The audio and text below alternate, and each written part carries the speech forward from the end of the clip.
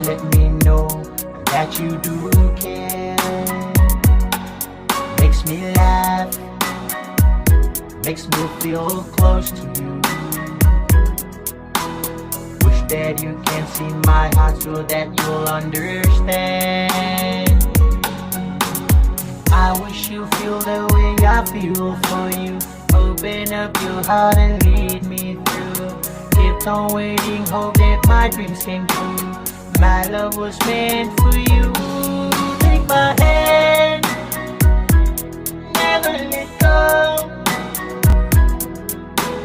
Frida, you're the only name I love to call. Hold me, girl, keep me warm. Begging you, please, baby, keep me, never let go.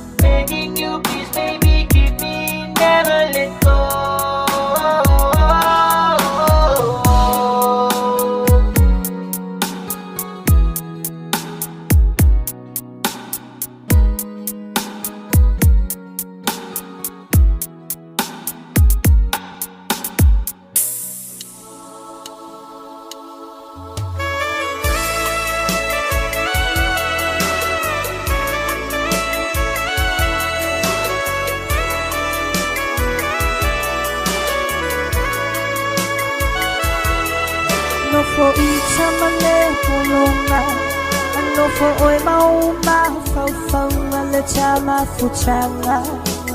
For a fair so naiunga. In the Itala, they are the feeling will pay on in my tiny, Faleanga Itza. I only know to know for Tatani. They know I say I saw. But I tell no what's happening now. To why they are lay agabe. The fitty lava. They only know play. They know I say I saw. But I tell no what's happening now. To why they are lay agabe. The fitty lava. They only know play.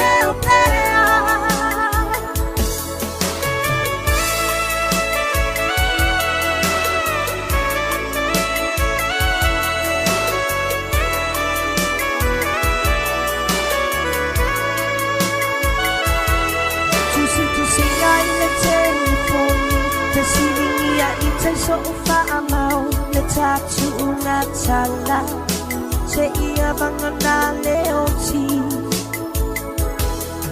singa wa ela ma le anga umma le pa aponga se avano amo kita se yo uta ua tuai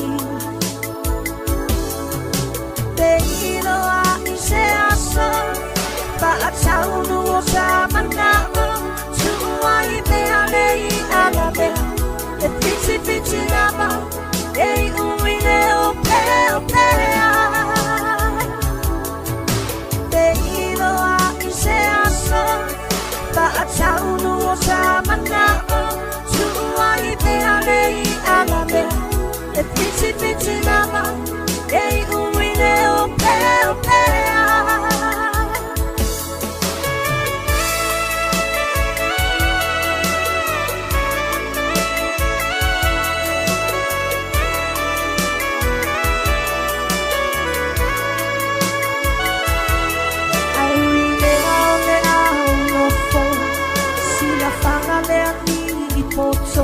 Sono se aso sadia ilo umanao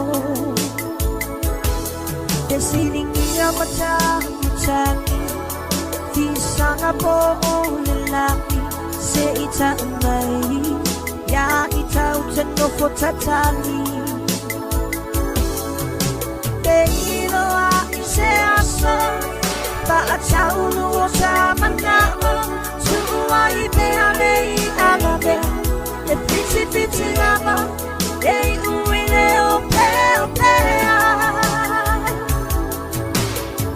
ilo a se aso pa ataunu o sa manao tuai pe alei alabe le piti lava ei uine o pe ilo a se aso pa ataunu o sa manao tuai pe alei alabe le piti lava ei uine o pe ilo a se aso pa ataunu o sa manao tuai pe alei alabe le piti lava ei uine o pe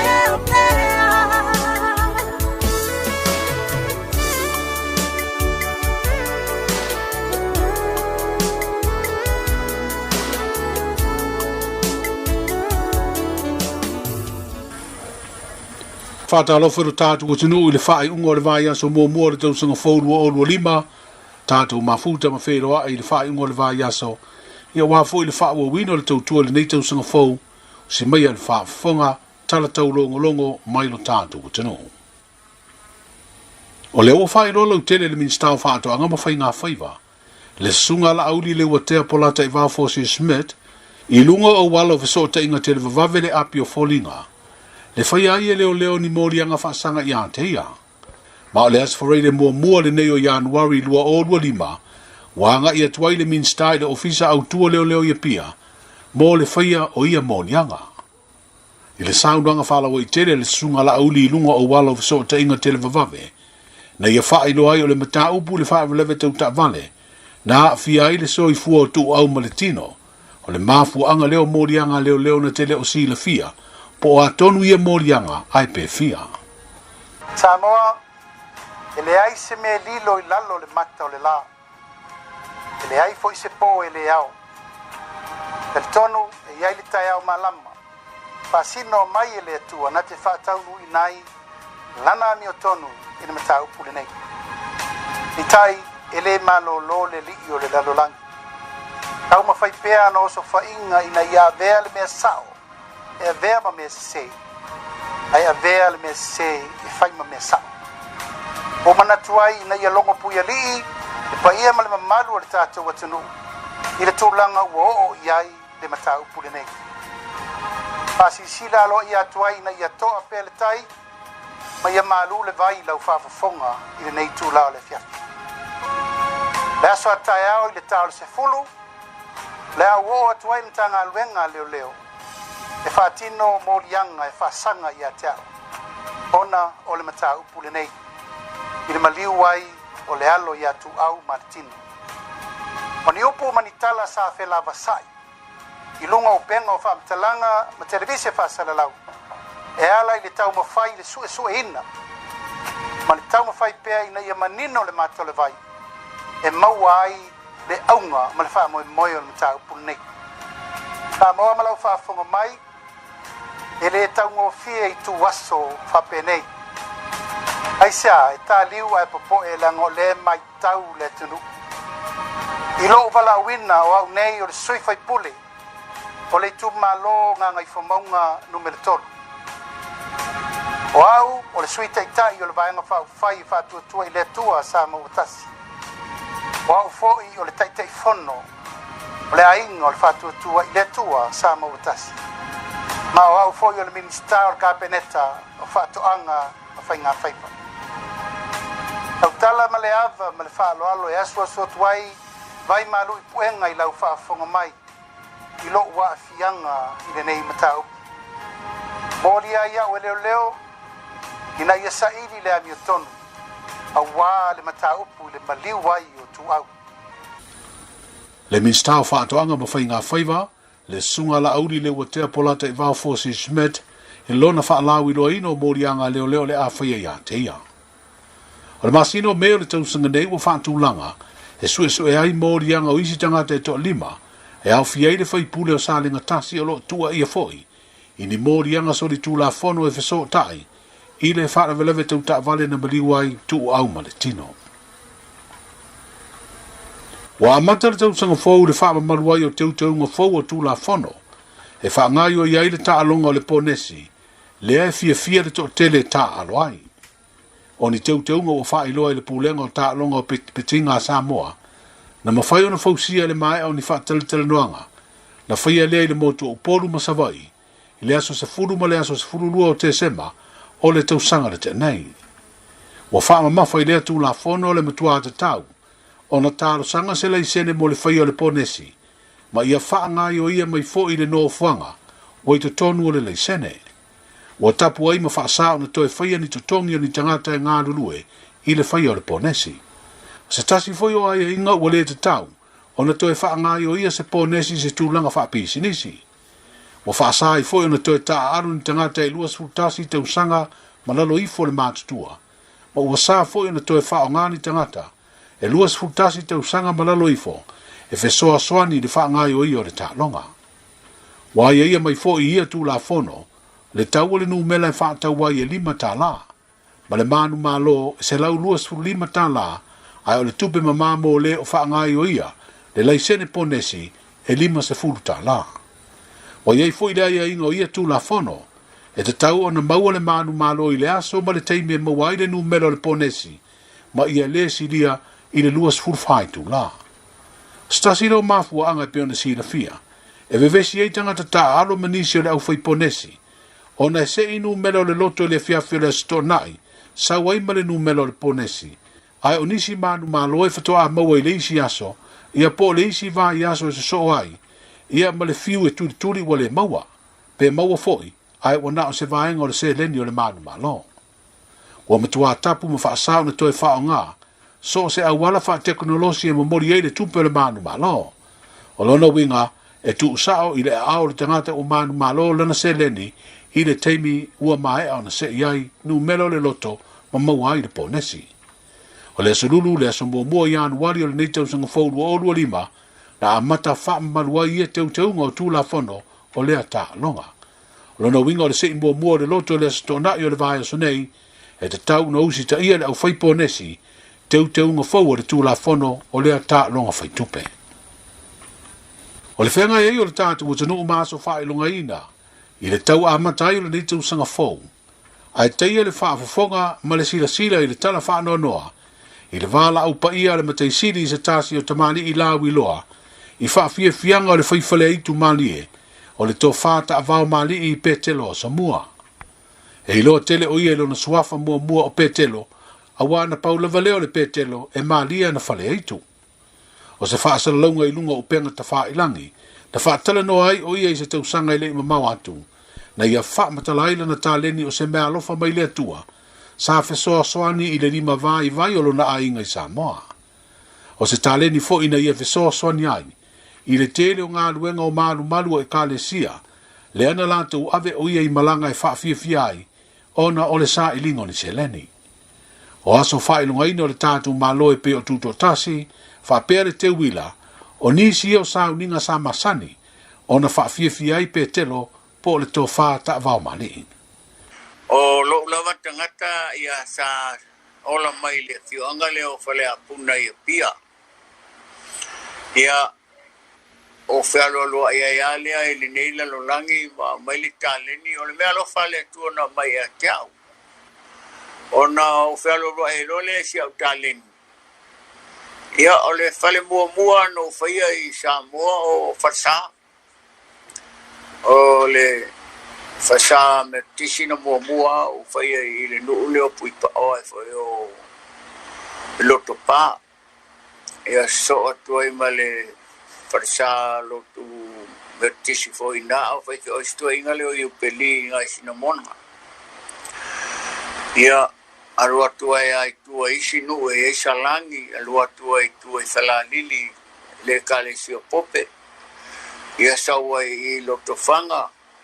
Ia o matatufu, ia maisi a foi nu mai sala fai, vai i nai i maunga, tele malanga sau whea ia, Ia pe foi la no watu au stadia is foi fale talo moto le au whainga duenga. Ia ma fale mai, fale a onga. Ia ai maise ia association la iti foi nei pe o pe sinisi la iti ia sa tai stene leo mai sala fai. O ngalo au o moelangi. Ia au fai lau tu stene leo sila. Ene mato po kalamana le au fai pisnisi lait. Yo, maltele la foi o mea te whalolo wai whaongalo tangata e la au whalongolongo al tato o tunu. Ia ma avatua ia foi ma le ingo si o nu, ia maise o si o wainga. Ia ma le kalesia. Ia wate ia si au ta leni nei o lo fe avea ia o le mamalu le tunu e o a foi le Botafono yaso lo soifua na to ina wa fai langi di soifua. Yo wa pe ya wa de tangata e to e lo le vanga na yo mai le vatua. Ole taleni. E tauna e silsila to. Ile fa nga ina lo taleni. Awa taleni le sa familia ina ya ole tua. O te doa o ia ele se pelo yang salai wa le fai pupula tua tangata ka hole do nga salai e pe pelo hole le pe e pe pelo i de me la nga ke ele o ilo al telo tangata pelo la nga ke lo ngal mo kwa manguia ya nga ka el malo le kwa ra kulo sungu la kulo le upo ko ya ke la pelo ia le fai sa o kwa me i du mo malu le au fa fonga ma le au silisila ia mai se foi le au fai to upu po le au fai to lo le tunu O se tele noanga le tō whata wau mali i pe telo a Samoa a o soifua ma le tamaita i a luana nawa o le porkalame le Gems of the South Pacific i te tonu a Amerika. O se tamali i fo i sa iaila na au aunanga mo le Radio Samoa. E tu malo ta wau mali i pe telo a Samoa wa valus fultasi i tausanga lona soifua. O na fioanga o fale apuna o saurua fata loto fanga ma ta tufu pautasi fale alili ma fale lantai. O wha maumaunga me le masina o te semo le tausanga lua o lua wha. I le wha ngai o i o tāno sanga o le siti seni New Zealand o tangata nu Samoa e anga waa. Wa wha ilo ai e le mtanga luenga ma tau butau loto i fale le malo New Zealand, le Internal Affairs Department. E whaas furu iwa tāno sanga ua mai au na ilo ina ma ua talia. Ina ua wha maria ina umai ai a inga anga waai, tu langa o le tangata nu o New Zealand. O wha ilo le sui ofisa sidi o pulenga o le mtanga luenga i se li poti le litio New Zealand. E se lau limas furu whata alo sanga na o atu. Talo na amata wha ngā ioi le siti seni New Zealand o tangata Samoa e anga waa. Ina ua pasia le tū la fono tau wha aufi. O le siti seni Samoa le tau sanga e awhi se lau varurua. O le se lau limas furu wha leo tālo sanga. Wa aufi ai le fitus furu tasi o tālo sanga mai Samoa. O wha maumaunga ua wha ilo ai e to whaas furu iwa ila tau. Ua avea nei ma tangata anu o New Zealand. To tasi i le tangata na te enala na tālo sanga. Ona elea nga wa e tusai o ai inga. Wa wha ilo le sui ofisa sida o ntanga alwenga le loto i fale New Zealand. Tama ita ia Maria Robertson i lea lipoti. E sidia le lima se lau tangata na o atu i le officer komisina maa walunga o lea maa lo i Samoa. Ina ua tatala lea so luas furuono o November le tausanga wadu tunei. Le whaurwino o tālo sanga o le siti seni New Zealand mo tangata Samoa e anga waa. E tusa ma le tolu afe lima se lau tangata anu o le tātu utanu i la tau o lo soi fua mai pēr le teimi nei e anga waa. Mai le ise teimi whaatapula e tu ina atuai a lātu tālo sanga. O lona winga e toi whaawau pe atoia e ngā ruenga o le nei tausanga fau. O le masina mua le nei o le tausanga fau o wha iloa ai tau o loa tausua au ma pensini mo le tātu utanu o atoa. Leo o moli mawina o yeisa si tanga la titi. Mai tau sa iai o loa le masina muli o le tausanga o mai atu nei. O te sembo le lua o lua wha sa lua tā la valu sene le tau o le lita o le pensini. Ai o le masina le nei o Januari le lua o lua lima o lua tā la iwa suru lua sene le lita. O le tau fau o le soa ukiso o tolu tā la valu sene le lita. Ai o le tau sa iai le masina le te nei o te sema sa lua tala iwa sene le lita. O le kalasini a te sema o le tausanga le tenei, sa lua tala ono sfutasi sene le lita, o lona tau fou, i le masina mua le nei tausanga fou, o lua tala fitu sfutasi sene le lita. O le ata manino la le si tanga fou o le tau nei o loa, o le kalasini e se fulu sene ua faa popo, swa ukiso iwa sene ua si tiai, i le male penisini, e faa sene ua si tiai lona tango. Ia o tala ia a mata o le tausanga fou lua o lua lima, tātou whiroa i le vai aso asau, e toi ai umai ngā ruenga le malo, ia ma faa wau fu le tautua pisi nisi tu maoti, mo seisi faa poponga e mole nei teimi, soifua ia. Talo fa Samoa, wa ule nei o kasu tialu, a wale suia le ngila wa ule kio. A eva mai ina se fudu lima iwa kolu, a mo, Radio Samoa, vevela a. O le namfu ina whaafonga le tātou tunu i le toi whaasalawino a tātou tala me Samoa le sui o Radio Samoa lo ngalua me tautu mai le tātou tunu le tau whao tanga vaia tipi o tanga vaia mo le tu whaatasi o tātou tala ua lava ia le whaafonga mai a le tātou tunu le amatanga ia o le neiva yaso ia se ia pa ia mai foi le whai ungo le neiva yaso i uio no lo whai ia malo longa le tātou tunu e meise lama foi vai teimi o rikusimasi ma le tausanga whau le o mawhai lava ona tuua le tautua ia le sui o Radio Samoa a wale longo puia li ino le tātou tunu e ala lea i le tu whaatasia ma le whaasalalawina o tātou tala mo le whaafonga mai o le tātou tunu. Nā ua whaafonga le tātou tunu o se tala e pito e sili o na langona e fo i le whaanoa noa wa te tonu wa sila fia uma le tātou tunu le neita mali.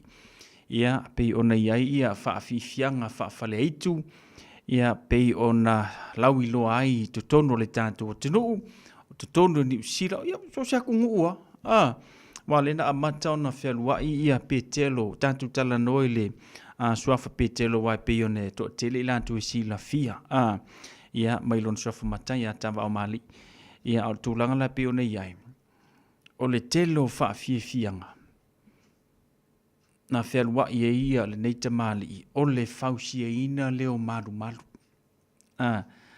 Ia masalo wa tele ni fale sa wa tutuma ia le lango ma le fsoswani le ata mali ia la ilana taleni. Ia wa whaingo fia ai o na maua ni seleni. Ia e whaatino ai ngā luenga. Ia a lea e kalesia, o lea e kalesia, o lea nuu, o lea nuu.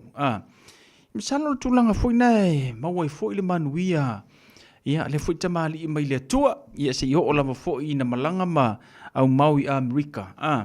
Ia apio se tala whaanoa noa nā mō tātou le niva yasu. Ia ua sila fia i le tātou tinu ia le maliu whaafu se ia i o le tama valus fulu ma le tasi o na tausanga. Le matua, ia o le soifua, ia o le tama ia petelo wa vala au wina i lo na matai. Ia malo loa tuai maiti ngā o le tino sa whianga iai. Pa maise le nganga o le tuai nei ainga, wo maise le tele ia o paanga ia a le sunga ia petelo. Ia sila fia le tātou atino ui so se vainga lava fu ia nga iai. Ia ua lava wha fianga pe o nei iai. La usaba li vale kula kakul peselea. O mori e toi e tātou o lo whaanga ma wha maisenga.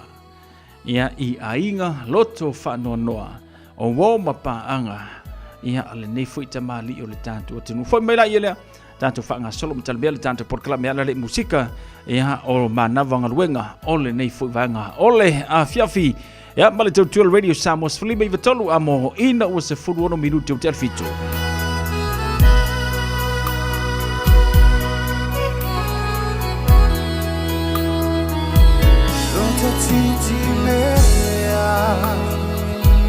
Safa pele Lota itu tino Leva vai esse Ete malu e fale Suli ole ele Le tama futanga Ia so etele Atama bae e pio taloto le tama futanga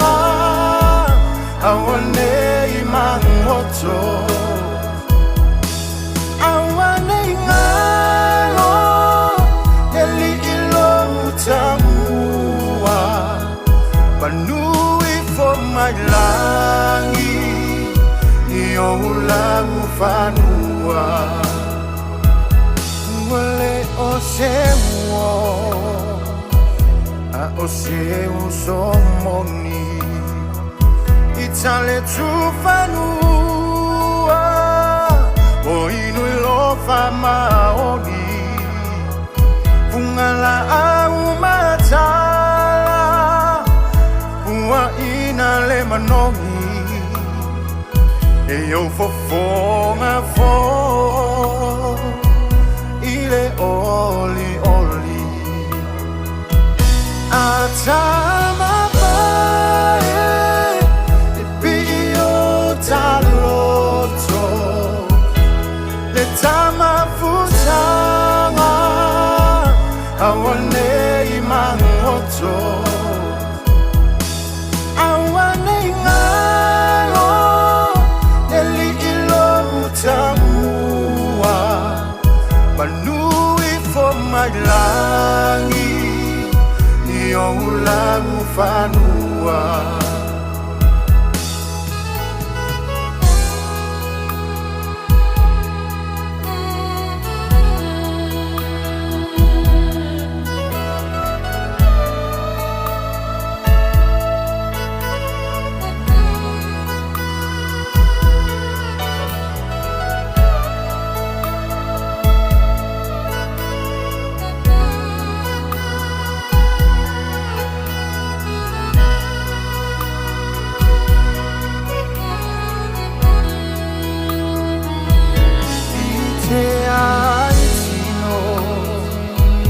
Vaiva o matinga Esa pitila fainga Zamailo la lenga Tivao o afia Ne ingalo mai Ai pele o e iloto Ese titolai Atama pae E pio taloto Le tama futanga Awane imangoto Awane ngalo Neli ilo utamua Manui for my langi Io lagu fanua Atama pae E pio taloto Le tama futanga Awane imangoto Awane ngalo Neli ilo utamua Manui for my langi Io lagu fanua Manui for my langi Io lagu fanua Manui for my langi Io lagu fanua Ea lena faa fianga lena mai atuna sanga polu tele mboli toye tanto lo faanga ea mafa mai senga ile ainga fa no noa ono maftanga motusia ala le malanga maliu maleoti wa a miese tasio tamali I longo le tanto tinu ala le fa fianga pe ona yai tula mari tanto temile wanti lus fulu minute o te ale tula e fitu ya tanto sesi atu se inga le tanto talo le tau Panga solo fulu tanto proclame matata musika pe ona yei le nei fu vango le aso farele mana tu fu tanto le tele na malo lo proclame ia alo no wingo tanto la tanto weva fa le musika sin tanto a pese bana o fu le nei afia filo na aso farele fa ngofo fi mali e foi ia le tulanga pe ona yei malo longa pe ona yei tanto ile nei fu tau sanga male Krismasi male tau sangfo. E whatalo whātua lau tala nei le tau mo le so male aso atai au. Wingo le tau mo le so, e a waoa ini sio taimi whapea nai timu e iai. Peitai o le a mou mali e se atu le a fiafi. E hangi mai se vili mai sau teisi sifo o le atu nuu. E vela wha mawina mo le so e lo suto tikeri ma le malu lua se fulu fitu tikeri. O le angoto ifo le lai le a fiafia na nei le tois fulu walu minute i le tu la iwa. Mo le aso atai au e le wingo le tau ma o le a hangi mai se vili mai sifo o le atu nuu hanga i atu le a fiafi. O le vevela whamawina mo le aso atai au lu sufati keri, ma le malu lua se fulu lima tikeri. O le aosoa e le lai le toe tasi le minute le itu lai ono i le tai au atai au, ma o le angoto ifo i le toe sfulu valu minute le itu lai iwa i le a fiafi. Ma lo tala nao le tau mo le somo le aso atai au. Se mai seranga le tātou talo tau le nefu vanga la fiafi ia ma le ngata i whalo le tātou te roo wāwhango tanga le ngata whalo la tō fiafia tongi lau upenga kongi lau ofe a ia i la tō fu i sāwel vali lunga o mta whanga wa se flaunta ngata i whalo au kilani whamawina le nefu vanga la fiafi lus fulu minute te le tūlai valu le tai au sua le ngata i whalo au kilani whamawai maumali atu le awhatonu o le valu le fiafia na nei whanga solo mai tātou le ngata i whale o onehanga se fulu fitu minute te le tula fitu le tai au whamawina ile sua mai o le ngata i whale o onehanga maumali atu ile se fulu fitu minute tale i tula e valu ile a fiafi ananei.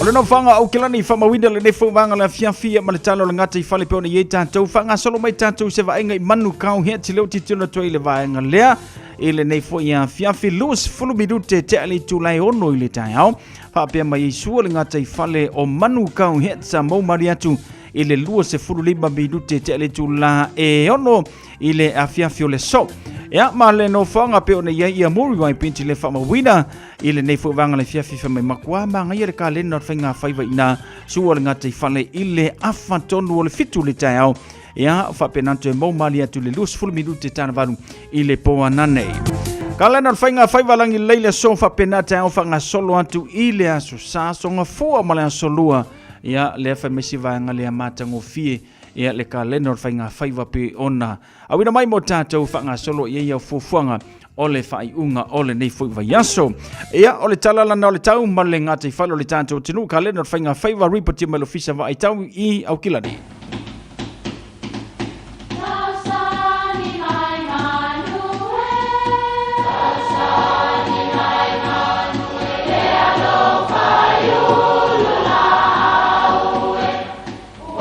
E o whanga manu i ululu o la au, awa e whawhanga i funga o la au. A o le tangata, e whawhanga i upu matala. O le mawhileo o alanga upu mamuanga ngana Samoa maona whaapongai, e a fua i lona sio mianga. O lona lea sao i le whaatufunganga o le iloa whaale aso, mai le tautua se ia o ina pule. O alanga upu mamuanga ngana, ua lanto mamanuina le tō whamanino a Samoa, mana tua fo'i, e tāo fitau muli le atunu. Ua tolo paa le mata upu, e maua mai le tolo fia e paa o se mea. O paa, e fetolofi whaalilo lilo i le pongi sa ili mea ai. E whapea tangata e tau mo whai e sui se tonu, ua uma o na whai e ala i talanoanga whaala tua. Aile au maia i luma. O upu e whaailoa antua i le fia o nau se mata upu ua musu ia mua tangata i ni whau tuanga. Le manuia. E fōlinga maia li ua tolo paa le mata upu mai le whapea ni whainga whaatamali. Manatua le upu o le whaiwau tamali o le sau noa. Aile o le whaunua vau. Manuia lau whaasausaunga. Alpha. We're the Katinas, and you're listening to Radio Samoa on 1593 AM. Apoponga na tātou pokalame ia mai le sunga e siava tuipe a Atonio ia po le tātou pokalame masani e tātou le muanga ngana wha samamoni ia mai lana tautua i le asunga fua se ia pa ia lava ona aso faraile ia pe ona iaile nei a fiafi lona aso faraile martolunga le tātou pokalame na la anto e maua sesi ona whapoponga i le asunga fua ia pe tātou au lia le lofa malanga le leo le tua o le vai aso fau Ia matulanga pe ona iai whaaftea tu whutsunga ia asiama tu pia atonia mo le tu whaate sio le tanto por kalame ia masalo ai sa manuia lau kusi masi uso tele ni au mea lofa eo. Alo whaatu manuia tele le nei vaanga ole afiafi. Aseye usu watu fayo sesu wa vai Aulota oto ma e tilo iai Le ewa ese e tisoloa Aina e alu watu lea ese aina Olo o fai se lotu ai fai ese tasaminga Wa e mole manava na osi toya ina Le lale ua mate lai Ina Fai meso palinga Masa fili-filinga Emoni e alaba ita E te talanoa E te leiloa Mana tole tawalanga no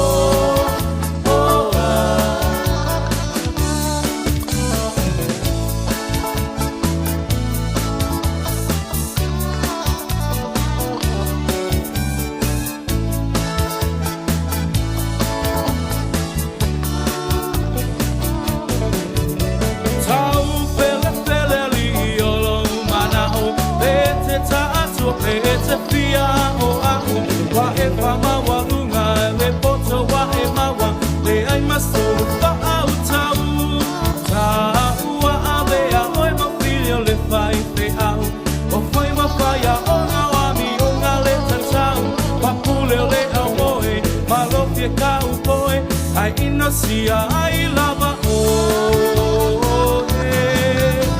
Ai mai sa whalinga Ma sa fili-filinga E moni e alama ita E te talanoa, e te leiloa Mana tola tawalanga no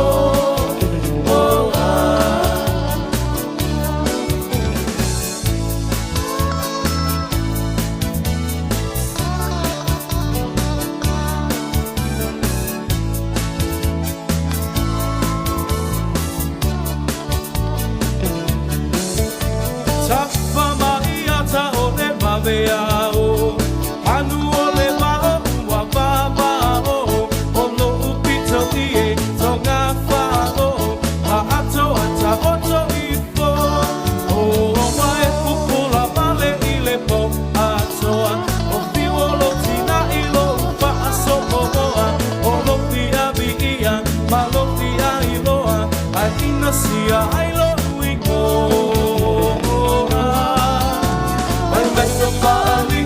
Masa fili-filinga Pemoni e alaba ita Pete talanoa Pete leiloa Mana tole tawalanga no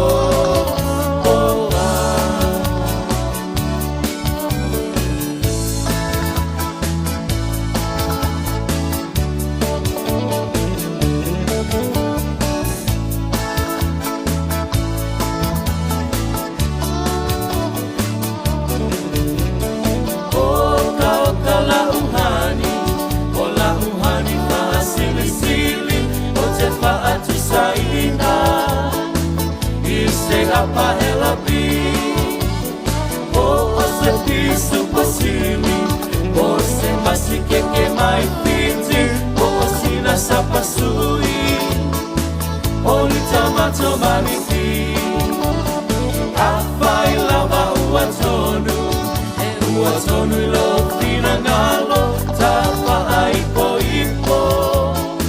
avane ile malo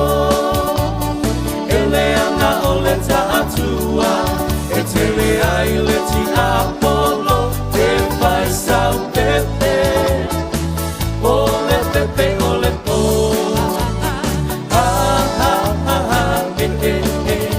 Sauia la ia malolo tatele, via mai atatate, se yo pese atu ilea, se yo pese atu ilea.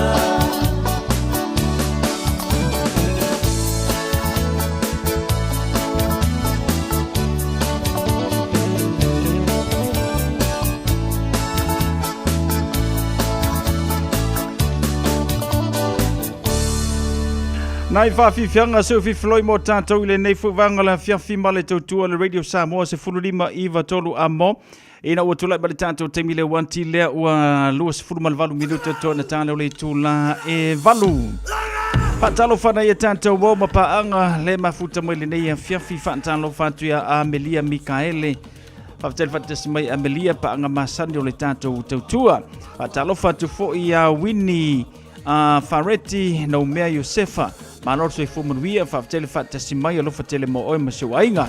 Sanga rimoni ia whai mai matua i Malulu tele California talo whai.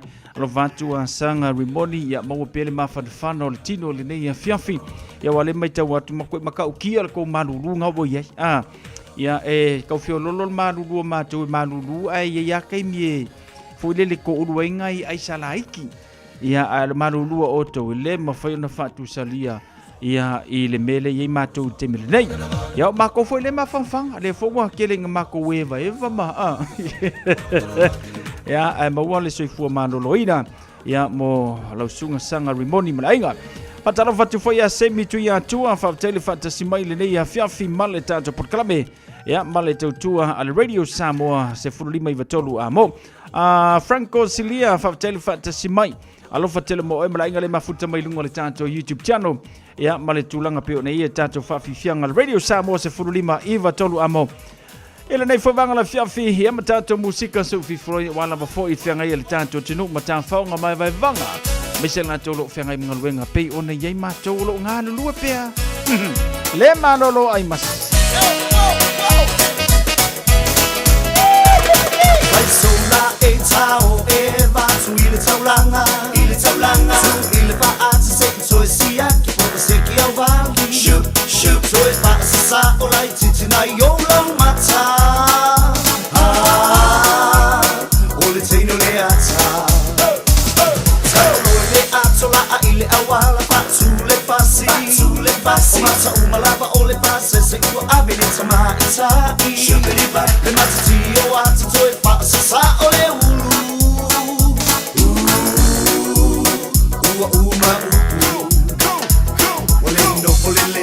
Driver, ua sui fo i ana whainga. Ua pao i luma i le ave ma whai ana whika. Ua sui fo i lana mata. Se patasi i lana whaata. Se i lava wa ata na oia i nona. Ua sui inga le kia i taimi uma. Ao le musika ua mata fo i o me kiki i luna. Se le Afrike si tutu mai musika reti.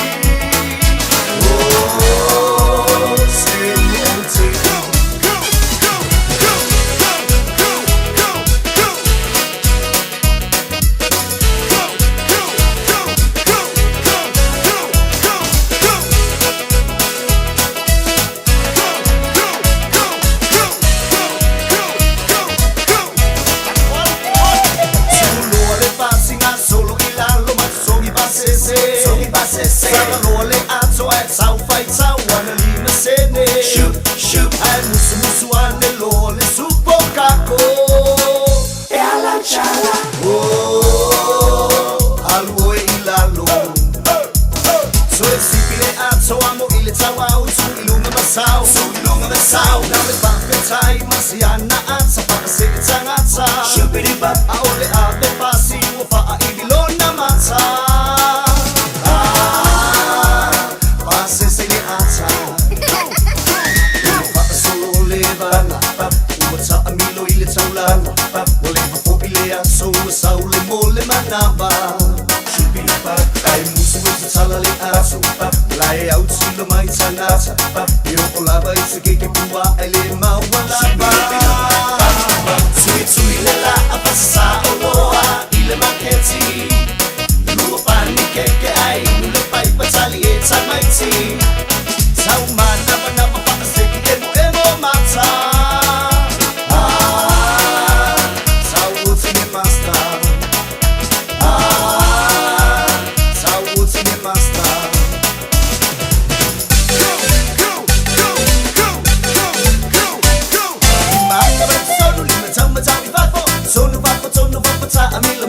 Muso solo, it's solo, go de lio. Ulima fa ata amilo.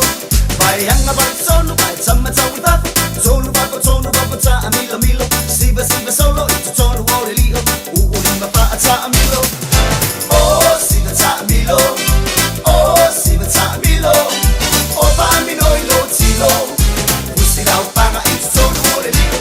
Oh, siva ta milo. Oh, siva ta milo. O pa mino I lo tilo. Usi lau panga I tonu o le lio.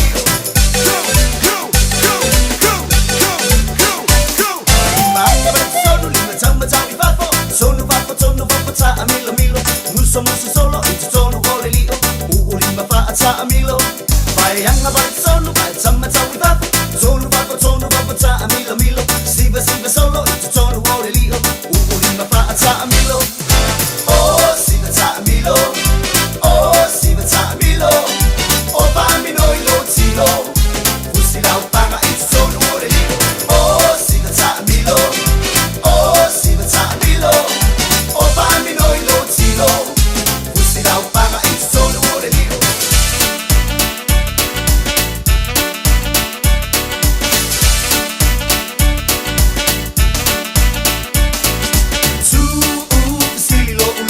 I say what I like.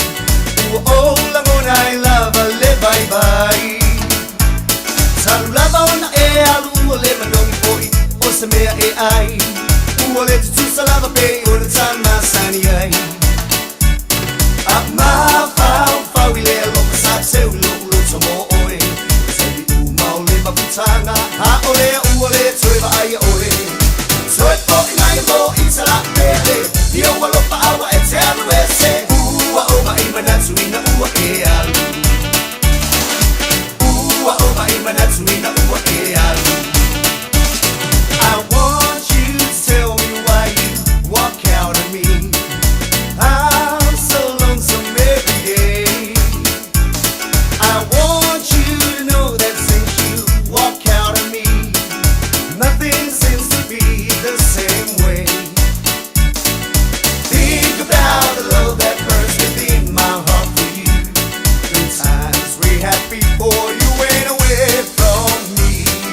Walk right back to me this minute. Bring your love to me, don't say I'm so lonesome every day.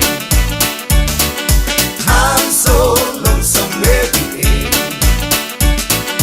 I'm so lonesome every day. O e mo mia singa wengan customer service, hospitality, po le avea fo ima leo leo. E te leo mautinoa, po o fea a matai. I le MSL training, mātou te whesoa soani atu. Mātou te malama lama, o le amataina po le toi fo I atu I aonga. E mawhai ona whaafai ngata. Ai olo o iai le mātou au so soani wha maoni. E taita ia, malangolango ina oe I lau malanga. O le MSL training, o se ainga. O se nofuanga I langolango ina oe, e wha malo si au, ma wha manatu atu lau sini wha atu. Asi I le msltraining.co.nz. Pevala au loa, le o valu se lau, lua, fa, tolu valu. O lolu manai, e a mata atu, I inei. O le Casa Beds and Appliances, o le tali o manaonga, I o loa e whaatotonga ilo mauta, ini tau le lei, toi anangata, e mawai moenga ngā o si tutono ni usila, wha apea se tino fōa le potumalo lo, lau ai manofoa, TV, la au pese, usa aisa, masini tā lava, telefoni fe aveai, maisi. A fiu ane loa I le whawhituwha Great South Road o tau, po le tolo fituiva Great North Road I Henderson, le Casa Beds and Appliances, telefoni o valu se lau, lua, lima whāwalu, o valu se lau, lua, lima whāwalu. A whai alo sa ili sea o ngā a mata molo walu. Au aloe te toi popole o le Galaxy Childcare e tele o na la lai au kilani I saute. E toa tele whaia o ngā ngawaa o le a o ina le whanau e ia inga whapitoa pe a le sitala lo walo. Tolus fulu I tū la, free. A vanoa le vena le a onga mo whemalanga inga le whanau, free. Maua mea aia le whanau, free. E ia inga whapitoa. Mo nisi whamatalanga, whafso tai le o lua tasi, o valu tolu, lua fitu, lua iwa fitu. 24 hours a day, 7 days a week. Radio Samoa streaming live on www.radiosamoa.co.nz. Lawa tula male tanto temila wanti le nei foi vanga la fia fise fulu valu minuto na talo le valu fa talo fatu a Silivelia Nelly. Malo le se fu manuia fa tele fa tasimai le tanto por kalame. Le ngata foi le fa talo fatu sina leo. Ya manuia le tau sang fo sina fa tele he va mai le nei fiafi. Franco Silia alo fatu fa tele fata si mai manuia fo le tau sanga fo Fatalo fatu foi ia Mauteo le mafuta mai le tanto por kalame lunga le tanto YouTube channel. Alo fatu fatai le fata si mai. Fatalo fatu foi ia Julius Lofi le mafuta mai ile nei foi vanga la fiafi se fu manuia Julius fatai le fata si mai le nei fiafi. Le ngata foi le tuli loa tuyo le senga le mafuta mai lunga le tanto YouTube channel malole se fu manuia. Ya ile tanto por kalame pe ona yai le nei foi ia fiafi semi tu ia tua fatai le fata si mai. Ya malito telo na ya tanto wo mana ya tanto paanga le mafuta mai le nei fuvanga la fiafi Amelia Mikaele yo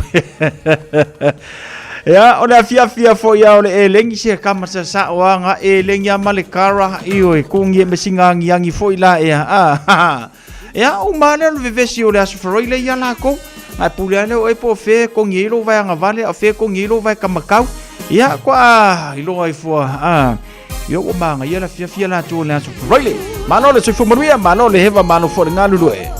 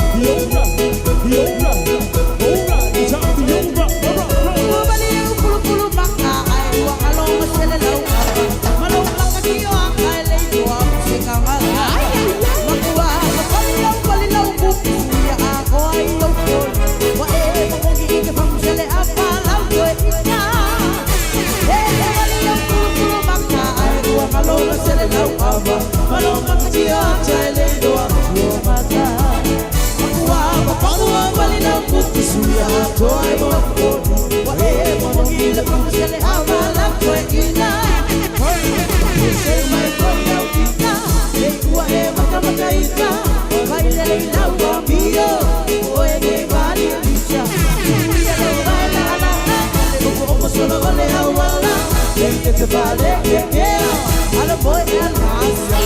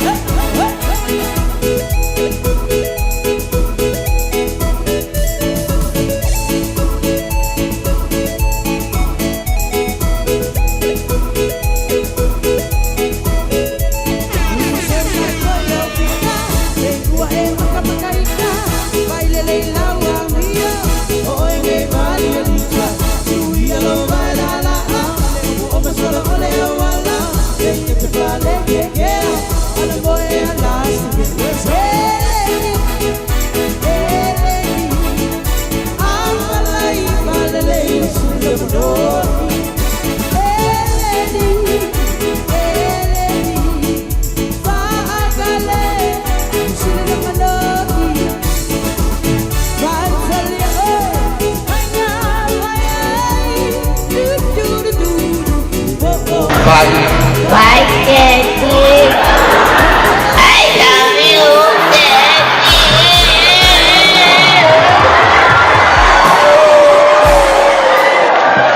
I love you, son. Son. I love you, boy. Stop crying, son. Daddy, I can't. I'm hungry. Yeah, kami tawa, baby. Yeah, my Daddy. Ma, baby. Bye. Bye, Daddy. Bye, son. Bye, TV. Oi, Daddy.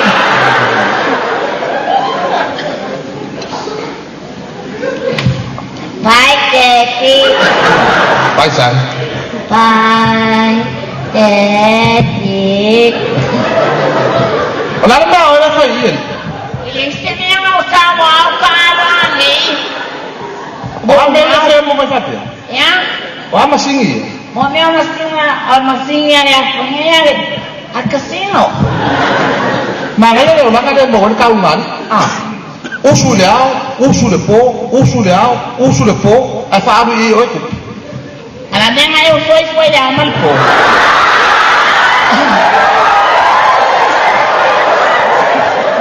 Waya kaya que usu le po. Kini ikaw ka na po sa niya ka, ang tawanan niya mo kaya que o kasi sa casino. Teso.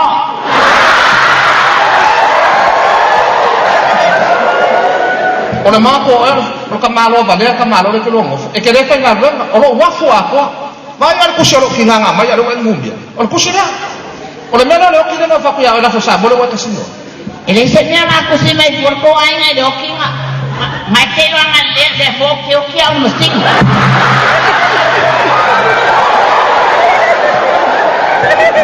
Ilisip niya nga okay pa manibalia. Laagin namin, okay ang liyan, musting. Away ke may so may yung nga perpananga ka nga.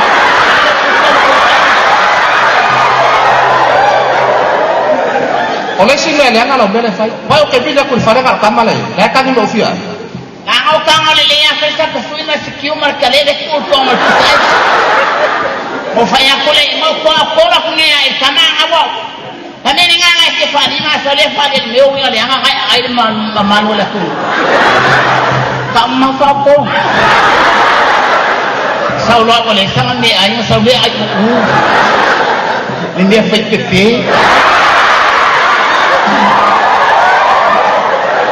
Boleh kasih le gua me fai aina. Boleh kasih le gua. Le ngapi kusi mai lo kina ngumia. Bidi mai lo tama hanga pinga telefon. Ada kisah kasih. Kele malia. Pak pera ko korek mai ngai. Kele me lo ke ngaluel po, haruan ya. Kili fa mal bali ini ngawel ka fenga dia efo ke fenga venga Nani ele o sehan Le sueni la meringa le sueni. Taru wa ka ngofo mai. Le fa ngo mai ka ko fa finge ngo mai ka fa la wa ka ape. Le anga no leo. Oi ola ka ape na lo leo ai le ola ko sueni la ka ko. Me mai lo el fa vale baleo la ko fa finge. Oi lo la ka ape na lo leo. Ele se leo ka ape nyanya.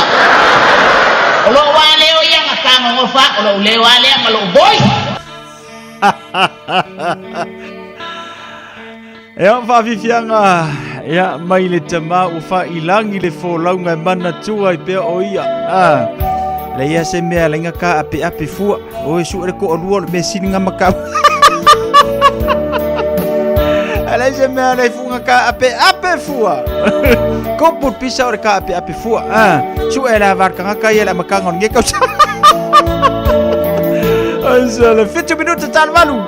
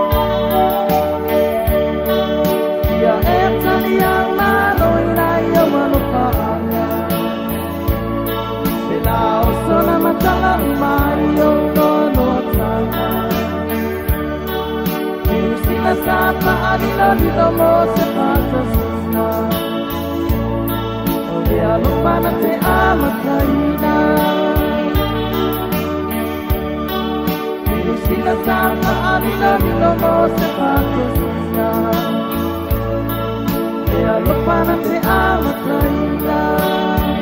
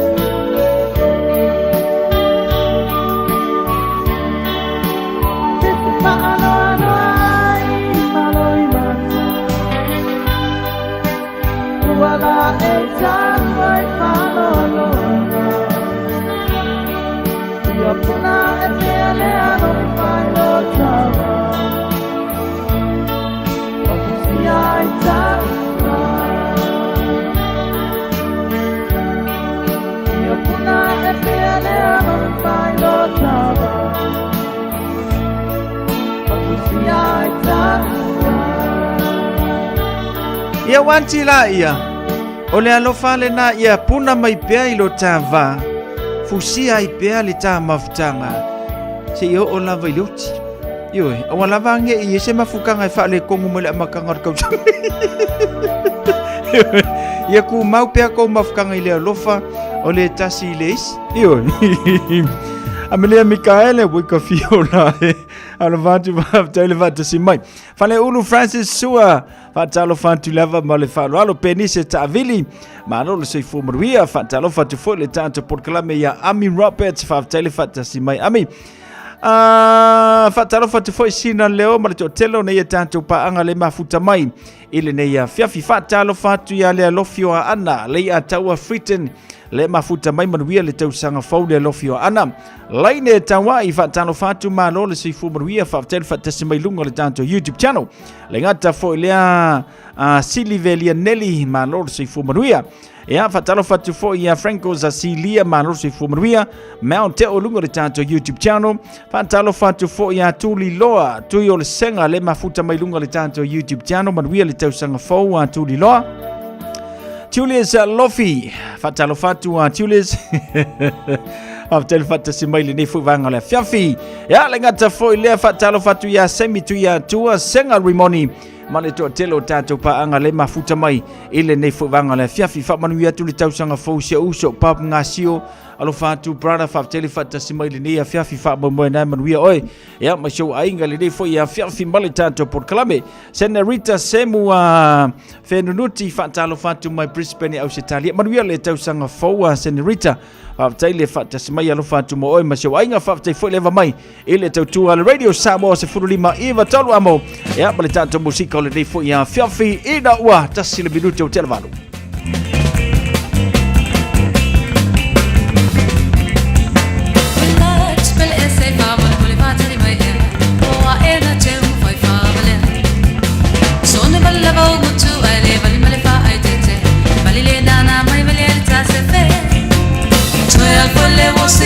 Say lo mo elti le mnal sa su ile ngai au mai le sa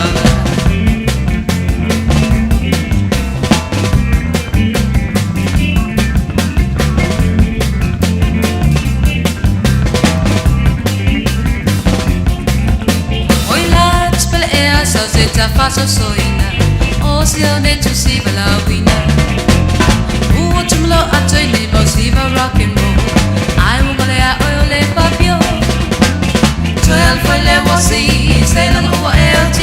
Le menage est absolument bien, my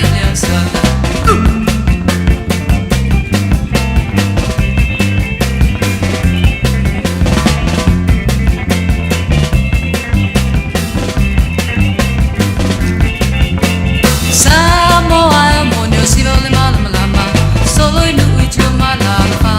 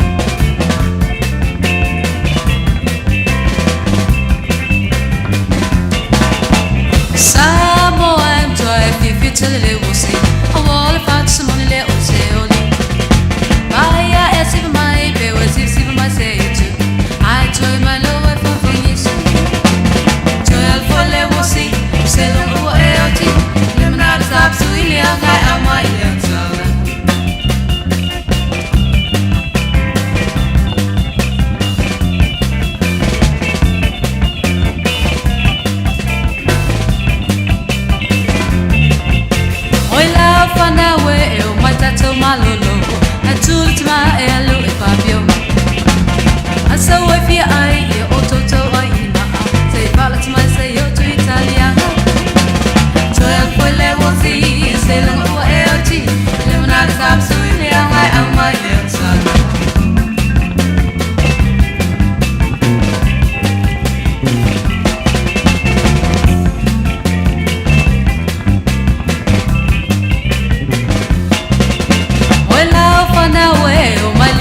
fatali say you will not see fatali atina lo masi matama kasi we fefeo e watelele langi toyal fole wosi say lo go empty le manar sabsu le amai amai sala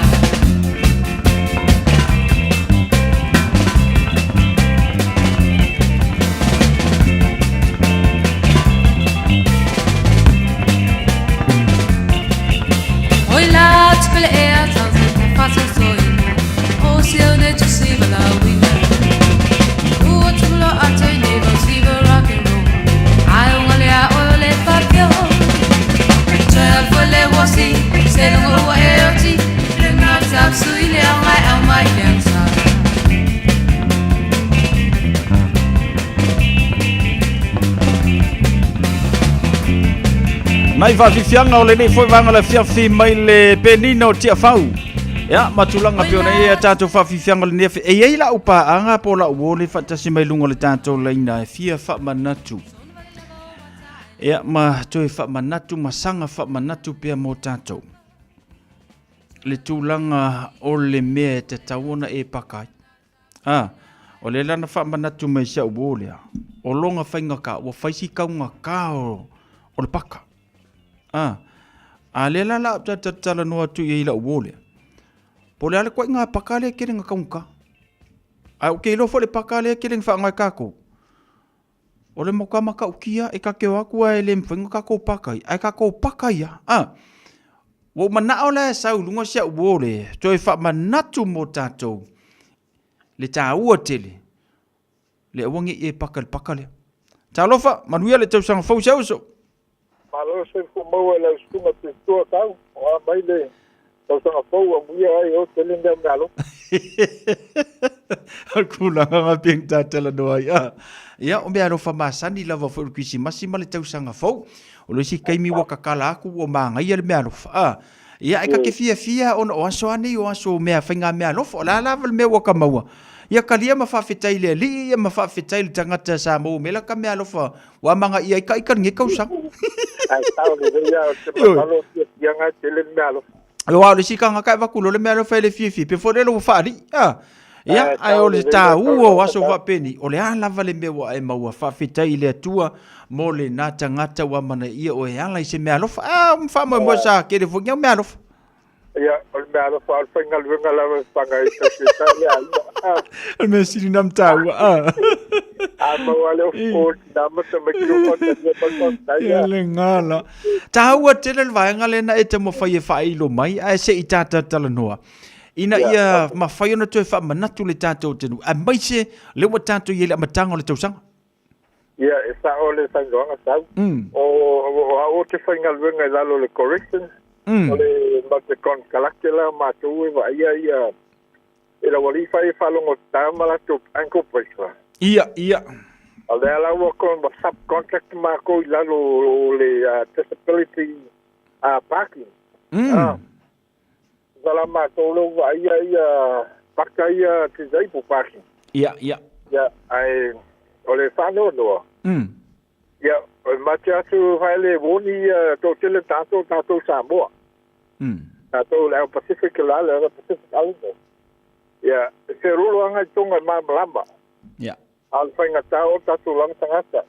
Wa e tangata tato atinu wa whaile wa la whale wingal tala wa whewhofi mai la tam whai e so whai mātou. Ia na mātou tau fiele mātou wha lama iai. Bōbua, ke toni lau sala 6 lau 5 tau sala lewa iai nei le pakalea nai tāta mamai. Lua, o le loka i o e leo. Se koe whakasau koe sau kasi au ala whau e sauna. E fia le sala Pe afa pe fa nga sesi le pakale o le tisa ipo parking. A fai ai le sau tisa ipo car. E display luma la windscreen. Yeah. A e paka nga ai le sau tike. E fitu se lau 5 sekundu ka la lau sala. Sole, ai ele ai ngal masinga ako. Yeah. Ole dia fa mamla mangala. A fai la fa pe fa duana na clock ele in different area so se mea lava ke paka ile aso. Yeah. E se lolo ai mola wongo afi. Sole. So it's $1,500 ta fa luanga clock yoi. Ai a fa korula ia e koru afi. Ke le nga ku pe mai mau. Ke le sole. Ele mo se koru afi pe fenga luenga se masinga. Ia. Masala ia malisimbia. A la ku pakala ka vale a e alu ai le ai sau ka de display. E kele me mawala sala fiku sala 5 sekundu. Ko e tolo ka vale $385. E sau la ke tau malau sau o lau ti e lau ta vale lungo le tow truck. E se lau ka ala e kolopu ai pa popo malau fiku sala 5 sekundu lau sala. Oi ka fiola e sole. So fai fola lau calculation le i lau kupe mau le aso pe a fai au te latu e paka nga lau mesi sianga fai so uma kia lua i le supermarket. Ia longo winga e ai mana te lau ka vale malo fali. Ai mana tua foi o le tele so se no fuanga te tauana yengi paka le tisi eipo parking. Yes. Ai o le to tele foi o le tatu tinu. Tele na latu whaonga ina paka ia. E au noa ma se whaatangana. Yes. Tuta mataulia foi lau sunga sau. Male malu foi malpa i o tatu tinu o whalongolongo mai. O paka ia wa whapitoa lama mo nai tangata ia mana o mia for their own needs. Ia. Ma o la tau foi. Wa umana la to pe ia paka ia. O le mea folanga, le mau ai lako kānga. E tu play luma lako windscreen, po le windscreen kāwali. E whataula le o maikis paka, e aua le mawhaina la to unga kāwali. E whaina ke paka ngā ele display inga sau kā, pe le ai sau kā. Ia o lau tupe ngā mau ai o e awhone e paka. Ma le mea whaura ua whainei. O skula ki o security laua subcontractor lalo le disability car parking a people. Ona ua tele na tangata e whainga luenga i le Auckland City Council. Ua abuse especially our own people. Ia ngai intia ia mtau le whainga intia la itina tino na tangata ia. Ia e atu whaere le e whiatu ia. Ia e so whae le tangata ia na intia ia.